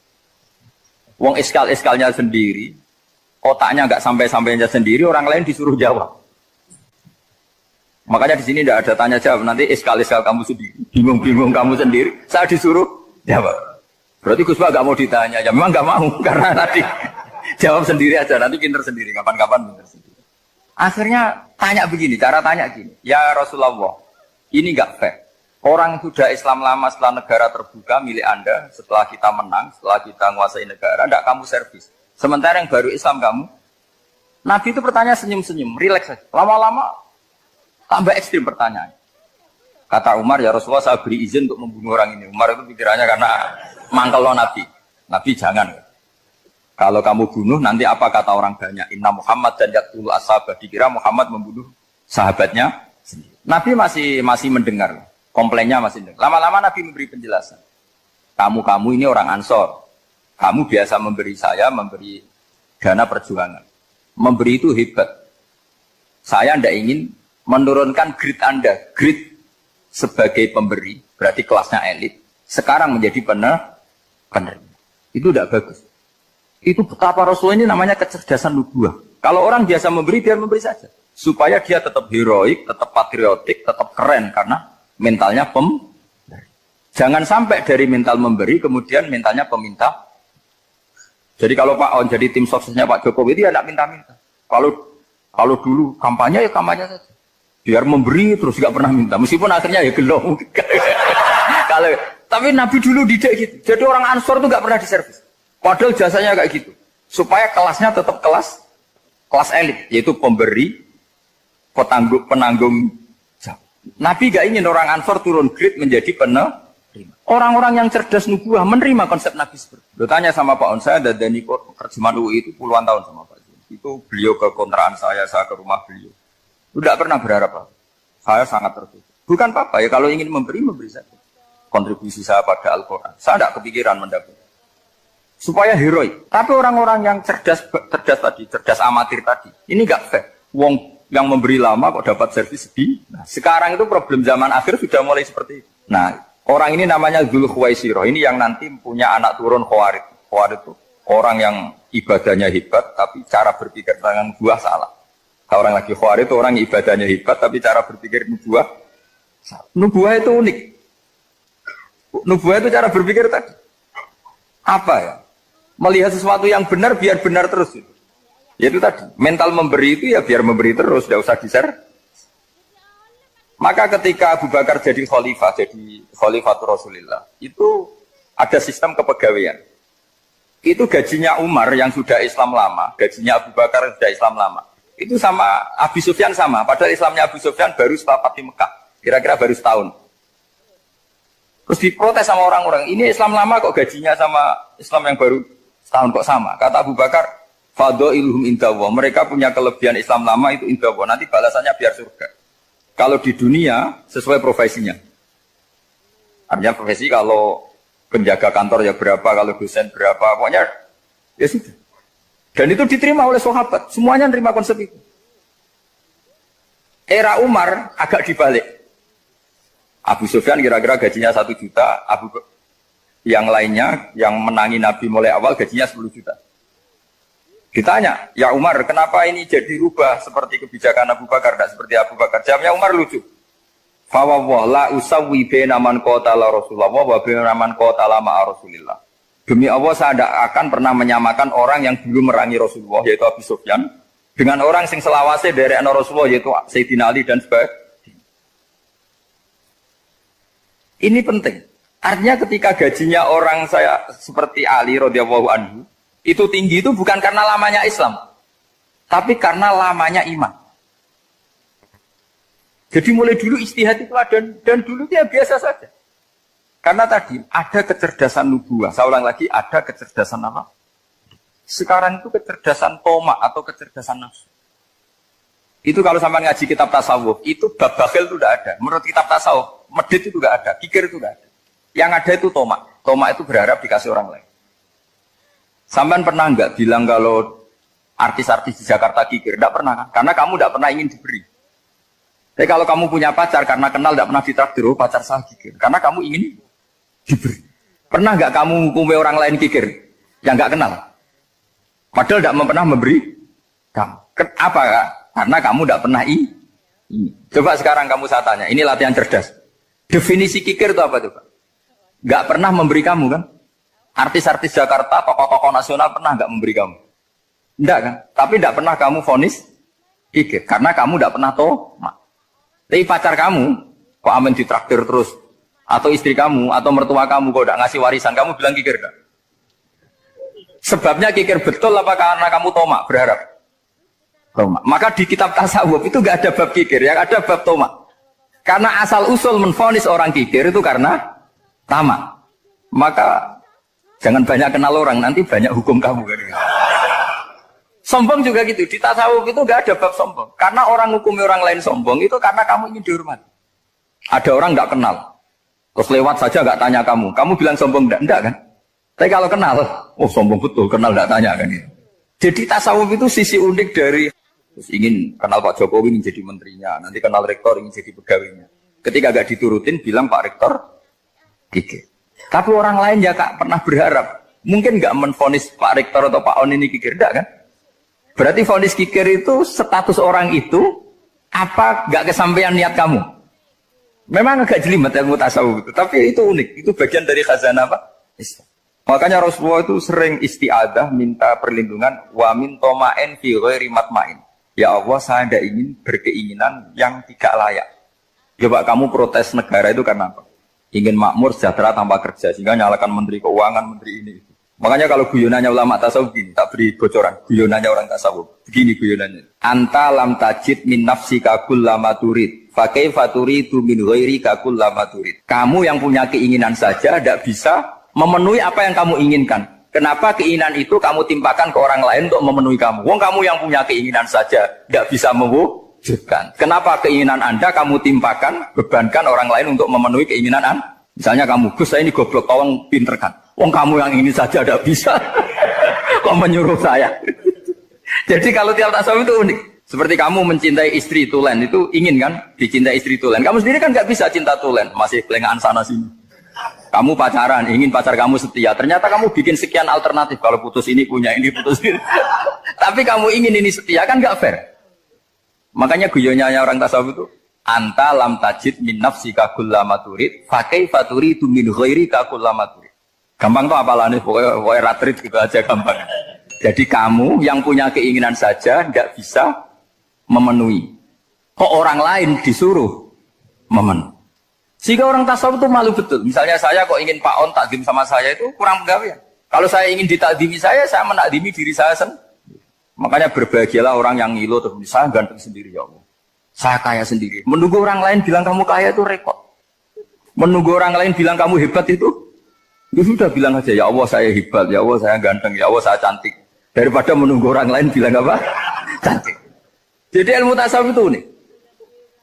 Jadi kalau fikih itu yang dikritik itu kikir. Kalau tasawuf enggak toma. Karena orang yang kamu vonis kikir itu jangan-jangan tidak kikir tapi mementingkan yang lebih penting. Misalnya ada teman yang tidak pernah naksir kamu, ternyata punya ibu sakit, uangnya dianggarkan untuk ibunya yang sakit, atau anaknya sekolah, atau keluarganya masih butuh dia, ya, sehingga sama teman dia kikir. Hakikatnya kikir apa mementingkan yang penting? Tapi kamu karena nggak pernah ditakdir menvonis kikir. Nah ini pelajaran. Jadi makanya yang dianteni ilmu tasawuf itu tamak jadi kalau dalam bahasa Indonesia, bukan kikir. Karena vonis kikir itu akan disematkan orang yang tidak kesampaian hajatnya. Makanya bapak saya itu, keluarga kiai itu ajarannya itu. Yang penting jangan berharap dari orang lain. Ini Pak On saksinya, saya dulu benahin terjemah itu nggak pernah ini diperlakukan seperti ini. Ya ngaji aja. Karena pikirannya keluarga kiai itu sederhana. Kalau ngamal ya ngamal saja. Ngamal itu heroik. Makanya buyut-buyut kita semua ini kan pahlawan semua. Membela negara Indonesia jadi merdeka. Ya nggak pernah kebayang jadi presiden menteri. Tapi sekarang nggak, ngamal sedikit saja harus jadi menteri jadi. Ini bahaya kalau dalam kelangsungan bernegara karena orang biasa transaksional. Awal negara ini dibangun berdasar heroik bukan berdasar apa? Transaksional. Tapi sekarang orang akan membiasakan itu apa-apa itu transaksional. Ini tidak bagus untuk kelangsungan bernegara. Apalagi kelangsungan beragama. Sehingga seperti saya ini masih punya desa-desa binaan di Sragen, di pedalaman Papua sekalipun. Saya punya santri banyak di Papua. Itu kalau cerita itu unik-unik. Itu mau Jumatan, itu nggak ada orang 40. Sudah datang setengah 12. Itu datangnya 3 jam. Di situ mau ketemu santri 3. Akhirnya mereka tanya gini, Pak. Pertanyaannya itu, Gus, boleh nggak Jumatan orang 3? Secara fikih Syafi'i kan harus orang 4. Kemudian mereka tak bilang, buat sholat duhur saja. Mereka nggak mau. Wong Jumat-Jumat kok duhur. Harinya kan Jumat, masa sholatnya? Sehingga kita yang jadi kiai akhirnya nyari fikul madzhabil arba, nyari fikih madzhab 4. Ternyata Imam Malik membolehkan orang 6. Ada yang bilang 12. Yang penting keceluk jamun itu kelompok. Kalau 3 kan belum keceluk apa? Belum disebut apa? Ini penting saya utarakan supaya kita berjuang itu bukan karena selfish seperti ini. Tapi yang namanya dakwah itu menjadikan orang tidak tahu menjadi tahu. Termasuk kepada desa-desa tertinggal. Sama. Yang namanya menteri itu pembantu presiden untuk memenuhi kebutuhan rakyat banyak. Sekarang misalnya menteri pertaniannya itu hebat, cerdas, tapi petani nggak mau nandur padi mau apa? Coba yang membantu ketahanan pangan itu para petani mau nanam padi apa karena menteri pertanian? Karena petani mau nanam. Ya sudah GR saja, kita pembantu presiden semua. Karena ikut menyumbangkan ketahanan pangan. Tapi kamu kan nggak digaji, kita keren, ngamal tanpa harap gaji. Ini penting supaya Anda itu nggak hati kecil gitu. Ikut menyumbang negara tanpa ingin dapat gaji. Keren nggak? Nah itu nubuah. Apa? Nubuah. Orang Ansor itu seperti itu. Sehingga ketika Rasulullah wafat dan ada kompetisi kepemimpinan, itu orang Ansor gak ikut. Sudah kita makmum saja, silahkan dibagi di. Saking baiknya orang ini. Nah, makanya saya ulang lagi ya. Kecerdasan nubuah ini yang nggak difahami orang Khawarij. Orang Khawarij cara berpikir yang kerja banyak harus dapat banyak. Sementara kecerdasan nubuah enggak. Yang biasa memberi terus memberi saja. Ini saya baca supaya dapat berkahnya ulama-ulama dulu. Karena ini dikarang oleh ulama yang dipakai rujukan seluruh dunia. Begini, qala Ibnu Taimiyah ma'rifatu sababin nuzuli yu'inu ala fahmil ayat. Jadi mengenali asbabin nuzul itu membantu memahami secara benar ayat itu. Karena tadi kalau ayat itu dipotong itu maknanya bisa kacau kayak tadi famastam ta'tum bihi minhunna fa'atuhunna ujurun. Kalau diterjemah itu kan mendukung kawin mut'ah. Kalau terjemahnya saja perempuan siapa saja yang pernah kamu nikmati yang penting kamu bayar, itu kan aliran sesat dan menyesatkan. Itu konteks asbabun nuzul tidak seperti itu. Perempuan yang sudah menjadi istri kamu, seorang lagi perempuan yang sudah menjadi istri kamu, jika sudah kamu hubungan intim maka maharnya harus dibayar penuh. Tapi kalau belum hubungan intim maharnya hanya wajib separuh. Fanis huma farotum illa ayafuna au yafu alladhi biyadihi uqdatun nikah. Tapi tadi kalau di Indonesia gimana Gus? Itu yang repotnya. Maharnya itu tadi mau kena atasan dan apa? Bawahan. Wah kacau kalau di Indonesia. Sehingga kita bingung kalau dalam logika Arab kan gitu. Bayangannya kalau cerai kata Allah fala ta'khudhu min syai'at. Harta yang sudah kamu berikan ke istri jangan diambil lagi. Sampai dilarang ngambil tuh karena jumlahnya banyak sehingga kepikiran ngambil. Kalau di Jawa nggak usah dilarang sudah tidak akan ngambil karena rukuhnya sudah lusuh. Itu susahnya baca Quran di Jawa ya. Karena dari awal maharnya terlalu apa? Kecil. Terus beliau Imam Suyuti termasuk di sini menyontohkan yang pasti salah kalau difahami yaitu tadi ayat apa itu fa'inama tuwallu fastamanawa wajib. Jadi beliau terus meringatkan betapa pentingnya mengenali asbabin. Karena asbabin nuzul itu gampang. Saya ulang lagi, asbabin nuzul itu gampang. Gampangnya begini ya, kan ada satu peristiwa. Misalnya begini, Rasulullah itu kan mengkritik penuhanan Lata dan Uzza. Berhala-berhala itu dituhankan, dikritik sama Rasulullah. Kemudian mereka begini, karena mereka biasa personifikasi Tuhan. Muhammad, kalau Tuhan itu tidak Lata Uzza dan itu terbuat dari batu, lalu Tuhan Anda itu dari apa? Amin fiddotin audabin, lalu Tuhan Anda ini dari emas apa dari perak? Karena mereka nggak bisa membayangkan Tuhan tanpa dipersonifikasi. Terus Allah menurunkan qul huwallahu ahad, Allahus somad lam yalid wa lam yulad wa lam yakul lahu kufuwan ahad. Karena otaknya mereka sudah begitu, yang namanya Tuhan itu harus dipersonifikasi. Cerita yang paling unik gini Pak On, ada bos Islam, ada bosnya TKI yang baik. Mereka mengizinkan pekerjanya sholat. Bareng sholat tuh diingeti ke atas ke bawah, kok nggak ada arcanya. Sehingga setelah sholat dibilang, apa saya berikan berhala sekalipun? Karena nggak kebayang ada orang sholat kok tanpa berhala, tanpa Tuhan. Yang kamu sembah itu mana? Kok nggak ada? Apa tak belikan? Jadi unik. Nah teman saya yang satu unik lagi, dia termasuk pegawai Garuda yang derekno saya ke Korea itu orang pegawai Garuda. Dia karena orang kaya biasa ke Eropa kemana-mana itu. Singkat cerita dia sholat di mall karena nganggep Korea itu sudah negara maju kayak Eropa. Setelah sholat di mall pas asar itu, security-nya nelpon polisi. Pak polisi di sini ada ritual teroris.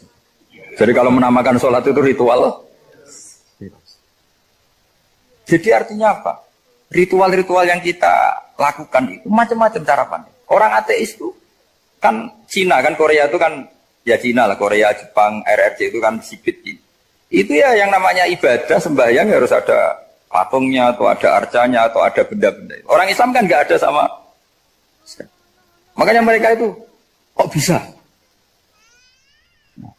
Problemnya kita, saya ulang lagi, ini problemnya.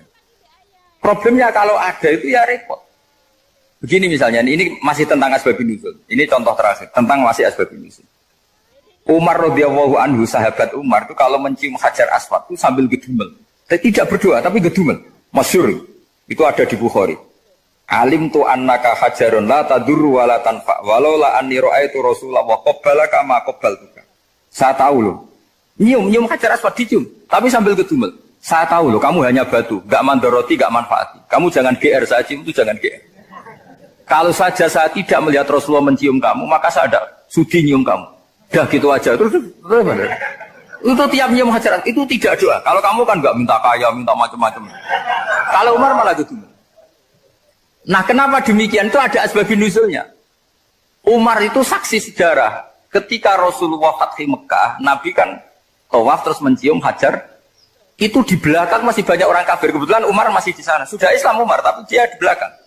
Dengar orang-orang kafir, Muhammad itu tua aneh. Katanya melarang nyembah batu. Ternyata dia nyembah batu. Jadi Nabi nyium Hajar Aswad itu dikira nyembah. Katanya ngelarang nyembah batu, tapi dia kok nyembah batu. Karena Nabi mencium Hajar Aswad. Nah karena untuk menghilangkan stigmasi itu, Umar tiap nyium Hajar Aswad ngomong gitu. Kan ada sound system, mungkin jadi sound system. Supaya jelas bahwa penciuman ini bukan karena menyembah. Artinya mudah sekali kenapa Umar ngomong gitu. Karena asbabun nuzulnya seperti itu. Coba kalau kamu tidak tahu asbabun nuzul, Umar maksudnya gimana? Gak doa, gak apa kok malah ngomong gitu kan. Tapi kalau kamu tahu asbabun nuzul Umar itu yang mendengar komentar orang sama ketika kita tawaf itu kan 3 pertama kan kita lari-lari kecil. Itu ceritanya juga gitu. Rasulullah itu hidup di Medina, terus diterkenalkan miskin. Medina itu kota wabak, kota penyakit, endemik. Dulu Medina, Yasrib itu kota endemik. Sehingga kata orang kafir-kafir Mekah, yaji uliha dalbet kaumun kot wahanat huma Yasrib. Nanti akan datang satu komunitas kaum yang sudah lemas karena kena penyakit TBC dari Yasrib. Nabi dengar itu, makanya terus bilang ke para sahabat, tunjukkan kalau kamu kuat dengan cara lari 3. Terus pakai pakaian yang kelihatan maco, yaitu yang dipakai lelaki-lelaki. Baunya dikelihat. Nah, setelah Rasulullah wafat, Umar menggantikan beliau setelah Abu Bakar. Umar bilang gini, sebetulnya tawaf seperti ini, yaitu lari pertama 3 putaran pertama lari dan memperlihatkan pundak seakan-akan orang maco itu sudah nggak perlu. Karena alasan itu sudah tidak ada. Tapi ini tinggalan Rasulullah, maka jangan rubah ya tetap seperti ini.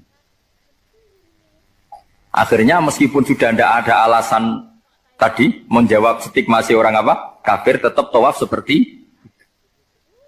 Jadi memang agama itu unik.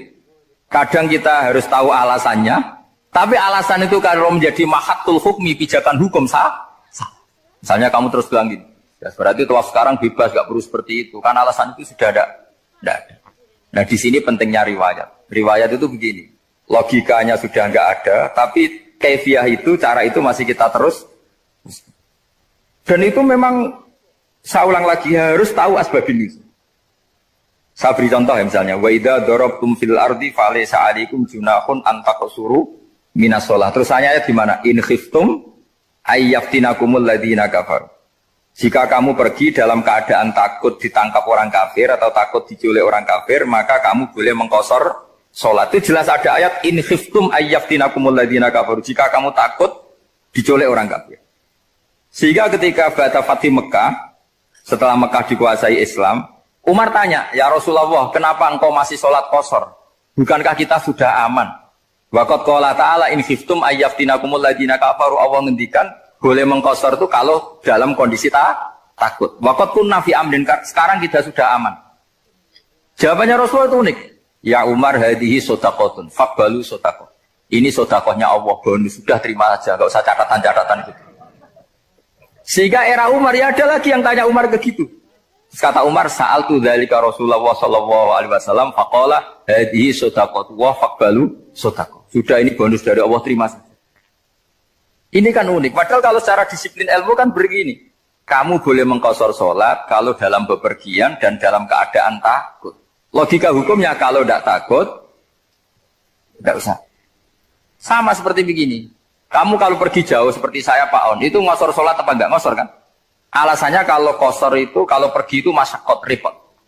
Sekarang pergi kita pakai Alphard, pakai Innova, bawa uang, disupirin, itu masyakot enggak? Enggak kan? Tetap boleh jamaah enggak? Boleh. Sebenarnya kamu jamak itu karena pengetahuan hukum apa karena enak jamak?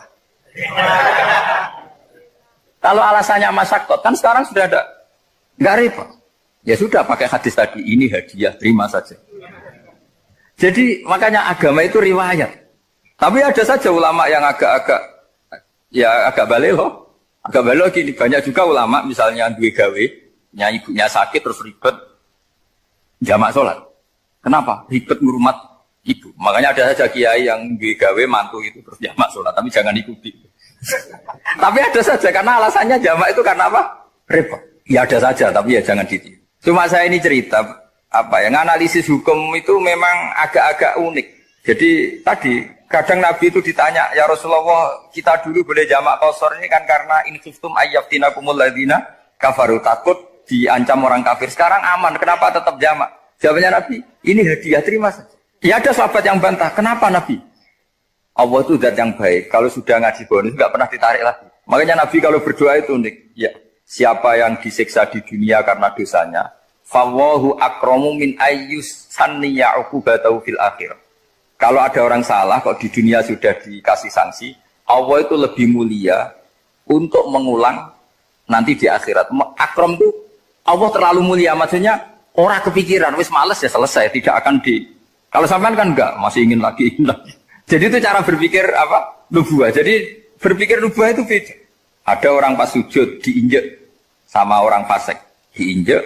Kemudian si yang sujud tadi, wawah la yaghfiru wallahu laka, demi Allah tidak akan ngampuni kamu. Itu langsung Allah memberi wahyu sama Nabi di zaman itu. Bilangin yang sedang sujud itu, dia harus minta maaf sama saya, kata Allah. Mangdalladzi yata'alla ala fulan. Dia bersumpah bahwa Allah tidak akan memaafkan orang, itu harus diralat.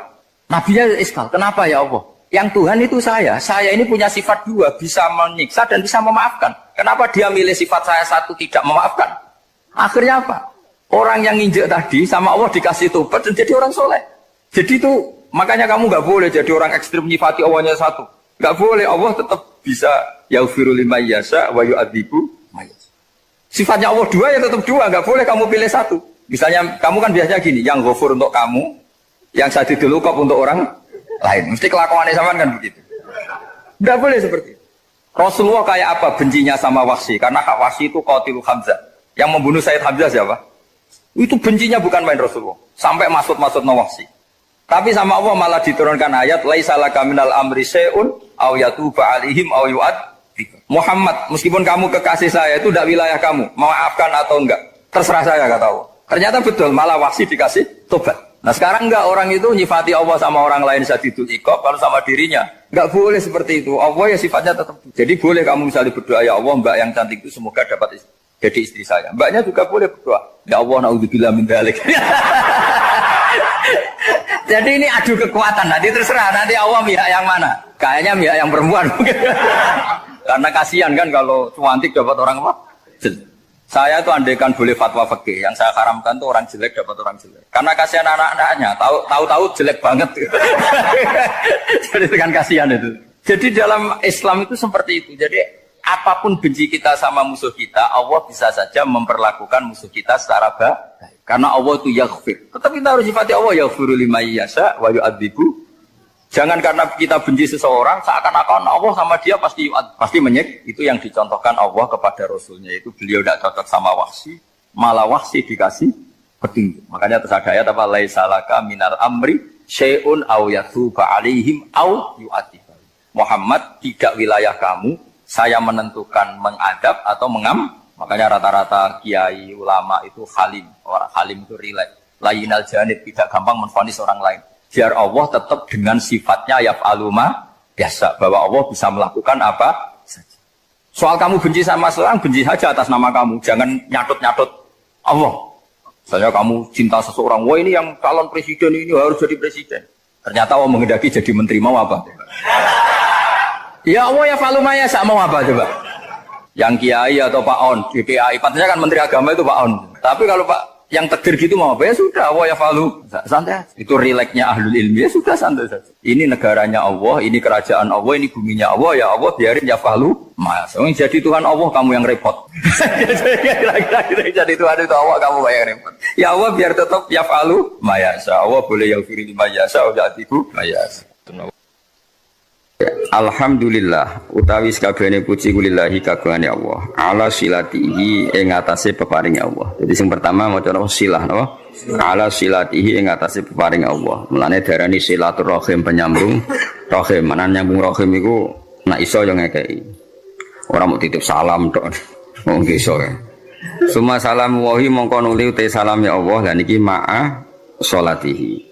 Ya, jadi yang pertama silah pemberian atau peparing, yang kedua apa? Salat. Ala nabi yang ngatasi nabi ja kang rawuh sapa nabi bitauhid lawan beto tauhid. Waqat arolan teman-teman dadi udo. Aro uryanan udo apa dinu agama udo anit tauhid saking tauhid. Jadi maksudnya ketika nabi rawuh semua yang mengatasnamakan sebagai agama niku pun terlepas saking napa? Tauhid. Jenapa waqat arad dinu anit tauhid, jadi kepada Nabi Muhammad yang datang membenahi tauhid yang sesungguhnya saat itu agama-agama yang lain meskipun mengatasnamakan agama tapi sudah telanjang atau terkosongkan dari apa? Jadi resikone tauhid iku luwih apik timbang nuruti rasa. Mana kula bolak-balik fatwa bolak-balik matur. Agama ora iso dikawal mek khusyuk. Khusyuk itu kadang-kadang malah ngrusak agama. Senajan to barang apik napa? Kudu nomor 1 ku ilmu napa? Ilmu. Kok khusyuk itu nomor 2. Misalnya contoh gampang ini. Perasaane wong khusyuk. Mulane kula seneng sampean ra khusyuk. Senajan to aku yo ngerti ra krana ilmu, pokoke seneng. Mesti watak no. Watak ya turunan macam-macam. Agama nak digawa wong khusyuk, iku mesti perasaane ngene. Nak apik iku minallah, nak elek iku minasyaiton. Ya tak baleni nak apik iku minallah, nak elek iku minasyaiton. Karena gak siap, saya ulang lagi ya, gak siap menisbatkan elek pada Allah. Tapi teori wong khusyuk ngene iki ku lali, berarti hunaka di sana agamane Allah iki di alam raya ini ana saltonah, ana kekuasaan di luar Allah iku ora mikir. Mulane perdebatan Imam Sanusi mewakili ahli sunnah mbek Mu'tazilah ngono. Dari Imam Sanusi kita yakin kan masyhur kan iman rukun ke-6 apa khairihi wa syarrihi. Iku hebate Islam. Islam iku agama sing paling ngidolakno Allah, paling mentauhidkan Allah, paling mentakbirkan Allah, paling memuji Allah. Tapi wasemono rukun iman iku khairihi wa syarrihi min Allah. Kowe gelem ra gelem raimu elek ya kersane apa? Kowe goblok ra apal-apal ya kersane apa? Mulane kiai ku ra iso tegas wong kersane apa. Mulane kiai koyo aku beja-bejane wong mergo ya ini ahli apa? Tauhid. Ora wong goblok ya tenang. Ora santri ra jelas ya tenang. Dalil apa khairihi? Itu nak pondok unggulan apa? Oh, ribet ana santri goblok ribet. Kurang ngaji kok. Kakean manajemen apa? Benar aku iman tenan ya khairihi. Nah ketika Mu'tazilah mengatakan bagaimana mungkin Allah menghendaki syar. Inna Allah ta'ala naha anis syarri kaifa arada. Mu'tazilah masuk akal. Bagaimana mungkin Allah melarang keburukan kemudian dia menghendaki. Apa? Kaifa arada syarra wa huwa nahahu. Bagaimana dia menghendaki keburukan sementara Allah melarang itu. Orang Mu'tazilah agak masuk akal. Akhirnya Imam Sanusi ngendikan berarti waqa'a fi mulkihi ma la yuridu. Apa? Waqa'a fi mulkihi ma la yuridu. Berarti Allah sing jarene pangeran mimpin alam raya ini sering terjadi sesuatu di luar kendalinya. Dewa terus gak tauhid, toh? Lah iya nak goblokmu, kelirumu iku kok setan. Berarti banyak kejadian di alam raya ini yang Allah tidak bisa mengendalikan. Waqa'a fi mulkihi ma la yuridu. Jadi kira-kira Allah dilapuri Gusti Hollywood kok akeh maksiat, Bali akeh maksiat. Aku daerah berkutik sajane ora karep ngono, iku setan iku. Lah aku pengen lawan, gak iso, kan ribet. Senajan to sesuai nurani karepe wong Islam yumni khairihi minallah, syarrihi minasyaiton. Tapi risikonya nanti berarti Allah gak berkutik di depan setan. Semulanya cocok ra cocok kowe kudu iman khairihi wa syarrihi minallah. Nah, soal engkau nak ilmu wis bener, saya ulang lagi. Soal engkau nak ilmu wis bener khairihi wa syarrihi minallah. Kowe oleh bi hukmil adab. Ya saya ulang lagi bi hukmil adab, ora bi hukmil hak, bi hukmil adab. Kowe darani khairihi minallah, syarrihi dinisbatno ning setan. Tapi kowe ngomong ngono bakdo benere tauhid. Ya sawise benere tauhid. Ya. Tak paham ya. Jadi kita kudu yakin khairihi wa syarrihi minallah. Senajan to sakwise iku ana hukum adab. Kenapa kang rapal-apal? Mari aku ora sregep. Kadang-kadang kenapa rapal-apal? Turunan. Pokoke kapan-kapan ngomong ngono gak apa-apa. Senajan to ning atimu wis ditulis ning kodok. Kodar. Paham ya? Khairihi wa syarrihi minallah. Ya eling-eling. Jadi umpama agama dikawal mek khusyuk mesti darani khairihi minallah syarrihi minasyaiton. Resikone tadi waqa'a fi mulkihi ma la yuridu. Jadi gampangane pangeran ning gone Mekah sapa Allah, ning gone Madinah Allah, ning Hollywood ora Allah wong gak di kekuasaan ning kono. Kan ngeri. Ada kerajaannya Allah kemudian penguasanya setan dan yang menentukan perilakunya setan. Lha iku ra tauhid. Ngomong ngono iku jenenge gak. Lha iku mirip faham-faham Persia. Ya ana Tuhan Yazdan, Tuhan apa Ahroman. Ada Tuhan gelap, ada Tuhan sinar. Nah, itu akhirnya jadi sanawiyah, orang yang berpaham dua mirip filsafat Yunani dhisik, ada Tuhan apa nur, ada Tuhan kegelap. Nah, agama enggak mau seperti itu. Agama kudu tauhid, khairihi wa syarrihi. Ya, jadi mulane aku ora iso tegas mbek kowe mesum paulet wis ora iso tegas. Kene tauhide wis bener kok. Khairihi wa syarrihi minallah. Kowe kerinter ya kersane Allah, giyoblok ya. Kersane Allah. Paham ya? Senajan to kok ibu-ibu rontok sosiologi, rontok iso ngamati. Kenapa goblok? Mari aku rasa sekut. Kenapa gak lanya? Jarang deres. Kadang-kadang ngomong kenapa turunan.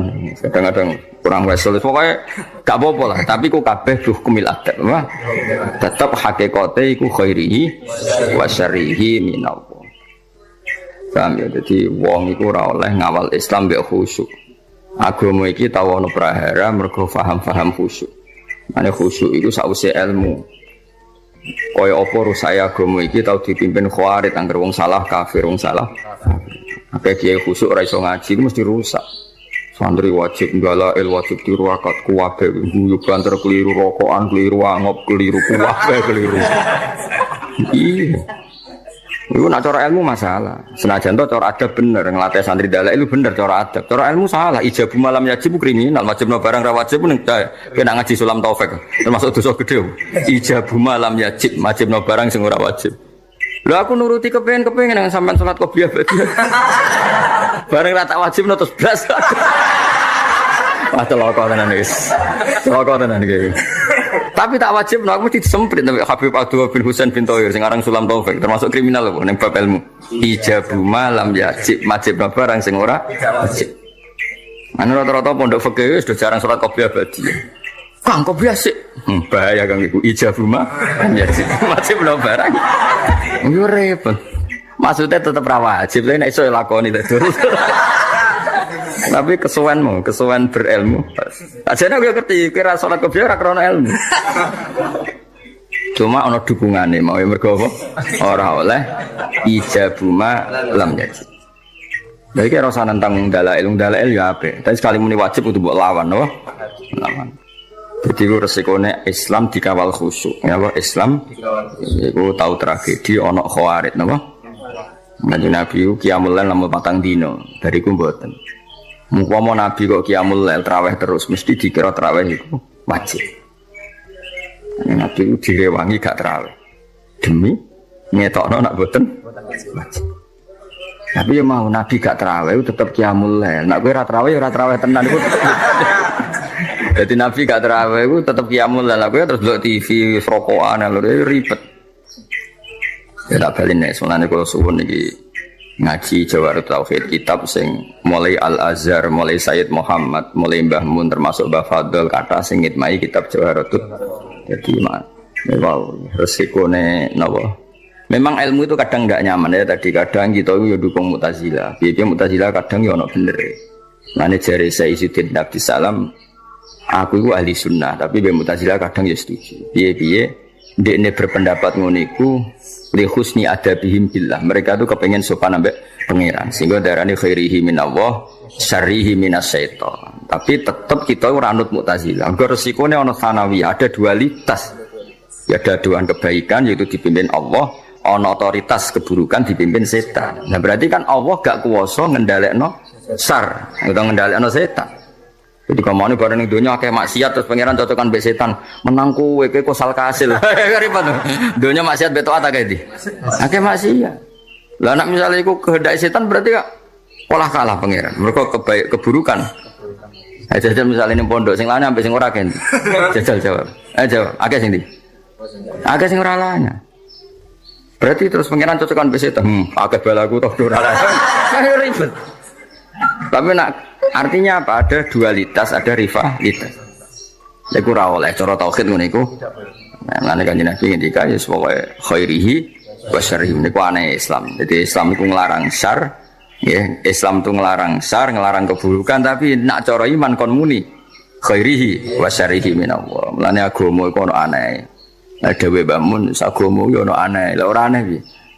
Kondarani syariku manhiyun, sesuatu yang dilarang. Tapi kondarani syariku minallah. Mbok logika kaya apa ya bingung. Mana ke santri terus ngowah-ngowah rokokan gayane kok mikir tauhid mergo piye. Ndelok kali mek bingung piye yo. Khairihi wa syarrihi minallah. Asyarru mamnuun, asyarru manhiyun. Tapi kok darani ira datu aku piye yo. Ya ora piye biasa wae ora mau pikir-pikir. Manjen kersane pangeran. Kowe ra elek ku jae. Karmu tak karepe pangeran. Yo kersane pangeran. Kowe yo ora kepen diwerai. Ngerti-ngerti lahir wis. Lan cara Sayyidina Ali ngono. Kowe nek ora percaya kabeh kersane pangeran, kowe lahir karepmu apa karepe pangeran? Ya karepe pangeran. Kowe tau kepen lahir nggih mboten lha iya kabeh. Kowe tau kepen goblok. Mboten kan? Tau kepen melarat. Tapi nyatane yo melarat yo goblok wis iku kabeh kersane pangeran.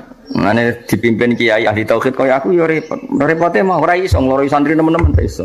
Lho khairi. Sering. Kena ben pinter ya moro pondok unggulan ben diprogram terus apa?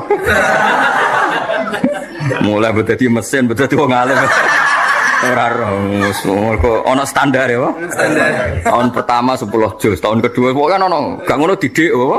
Didik. Kere santri 8 tahun rabu. Ribet.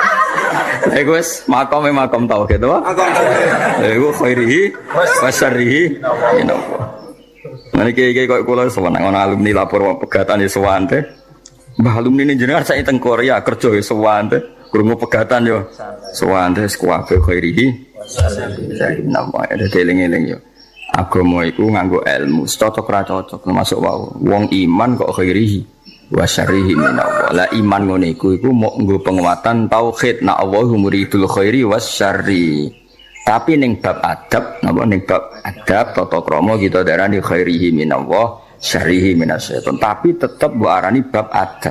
Nak mbok arani hakikat berarti setan duwe kekuasaan sing ngalahno kekuasaane Allah. Buktine maksiat luwe akeh timbang taat. Berarti setan nak dikarep kasil terus, Allah rapati kasil. Cara tauhid masalah besar. Paham ya? Tapi cara adab terus kowe muni kenapa kang goblok biasa sesuai rencana Allah. Yo repot. Yo repot tak cara. Oh repot.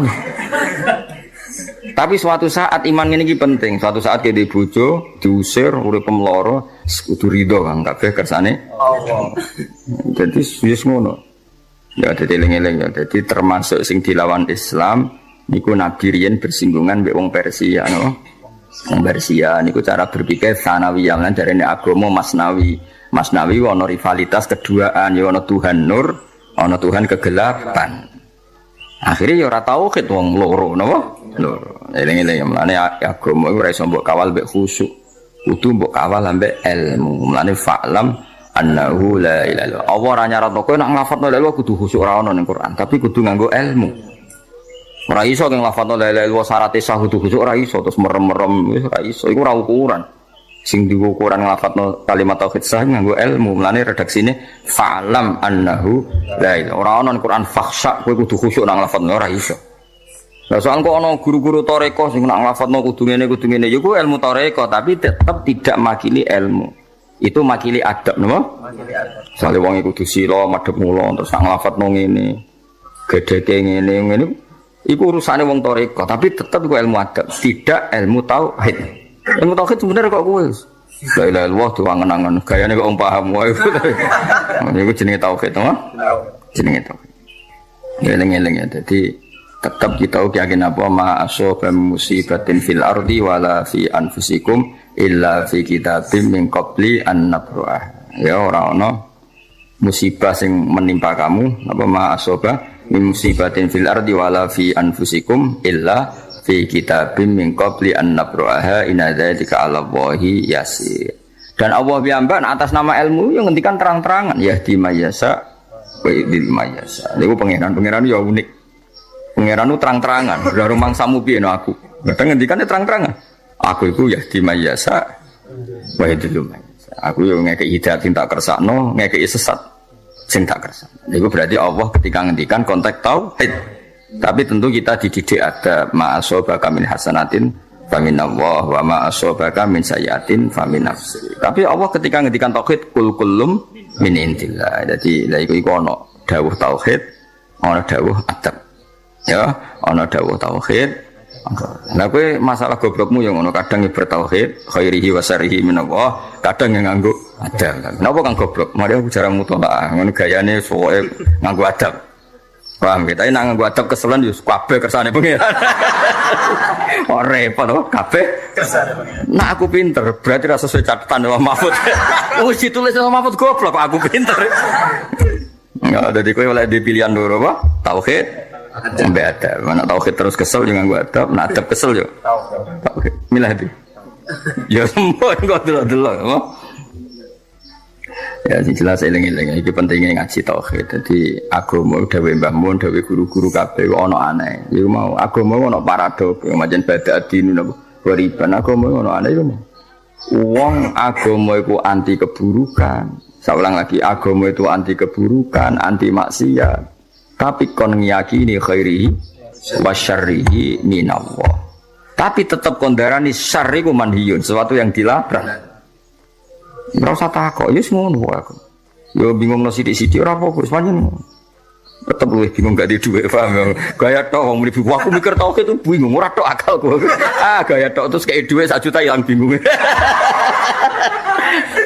Ngomong sing muni bingung mikir tauhid ya, terus kayak dhuwit 1 juta, ilang bingungnya tetep bingung. Hilang. Kecuali nak ngene bareng kayak dhuwit 1 juta, saku kayak dhuwit lah gak nikmat angger jawaban tauhid urung apa? Terjawab wis bak dhuwit iku. Nak ngono ya hebat. Ana sing ngono. Oh, tak angkat dadi wali saiki ana. Ayo tak angkat dadi wali saiki. Wis tak peksa, wis ra ditampa lah peksa nak pancen itu. Bocah-bocah, aku bingung mikir tauhid. Jarene ngene. Terus kayak dhuwit 200.000 wis ra usah akeh 1 juta. Bingunge ilang to. Hilang. Wah, suruh tuh ngopi rokokan silang bingung. Bareng takok itu wah urusane pangeran santai. Bareng duwe entek bingunge kumat. Gayane masalah tahu. Asline ya ora.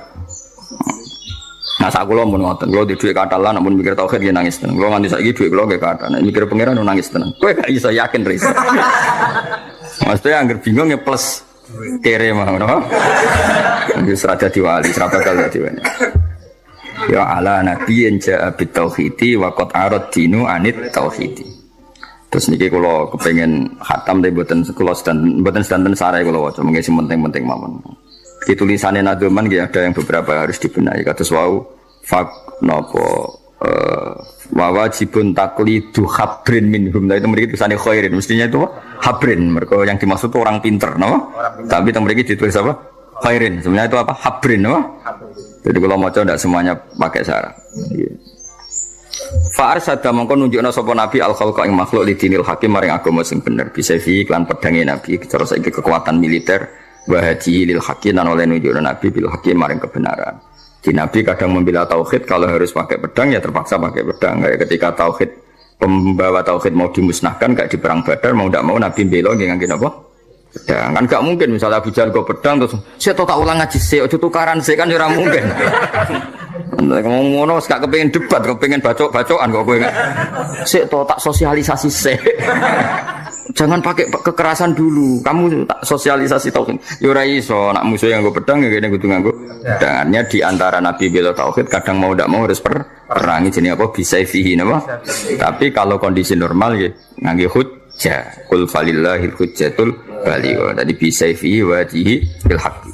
Muhammadin kanjeng Nabi rupane Muhammad al-Aqib kang nutup lirus lirobbi karing semua rusule pangerane kanjeng Nabi. Jadi kanjeng Nabi itu bergelar al-Aqib, orang terakhir yang sebagai Nabi wa alihi lan keluarga Nabi wa sahbilan sahabat Nabi wa hisbi lan balane kanjeng Nabi. Ya oke, catatan ini pertama silah napa? Alhamdulillahi ala silatihi tsumma salamu wa hima sholati. Ya terus mau langsung nanti mana mungkin nak sing wonten sing perlu tak waca sare kula. Wa ba'du lan sause amma ba'du sause sholawat salam. Fal ilmu mongko te ngerteni bi asli dini kelawan pokok-pokok agama. Iku muhattamun sesuatu sing dimesthekno, sing diwajibno. Tapi yahta juga butuh apa ilmu litabini maring penjelasan. Jadi ilmu butuh penjelasan kayak tadi. Kalau kita mengatakan khairihi wa syarrihi minallah, sebetulnya secara etika kita ini tidak nyaman. Masa syar kok minallah?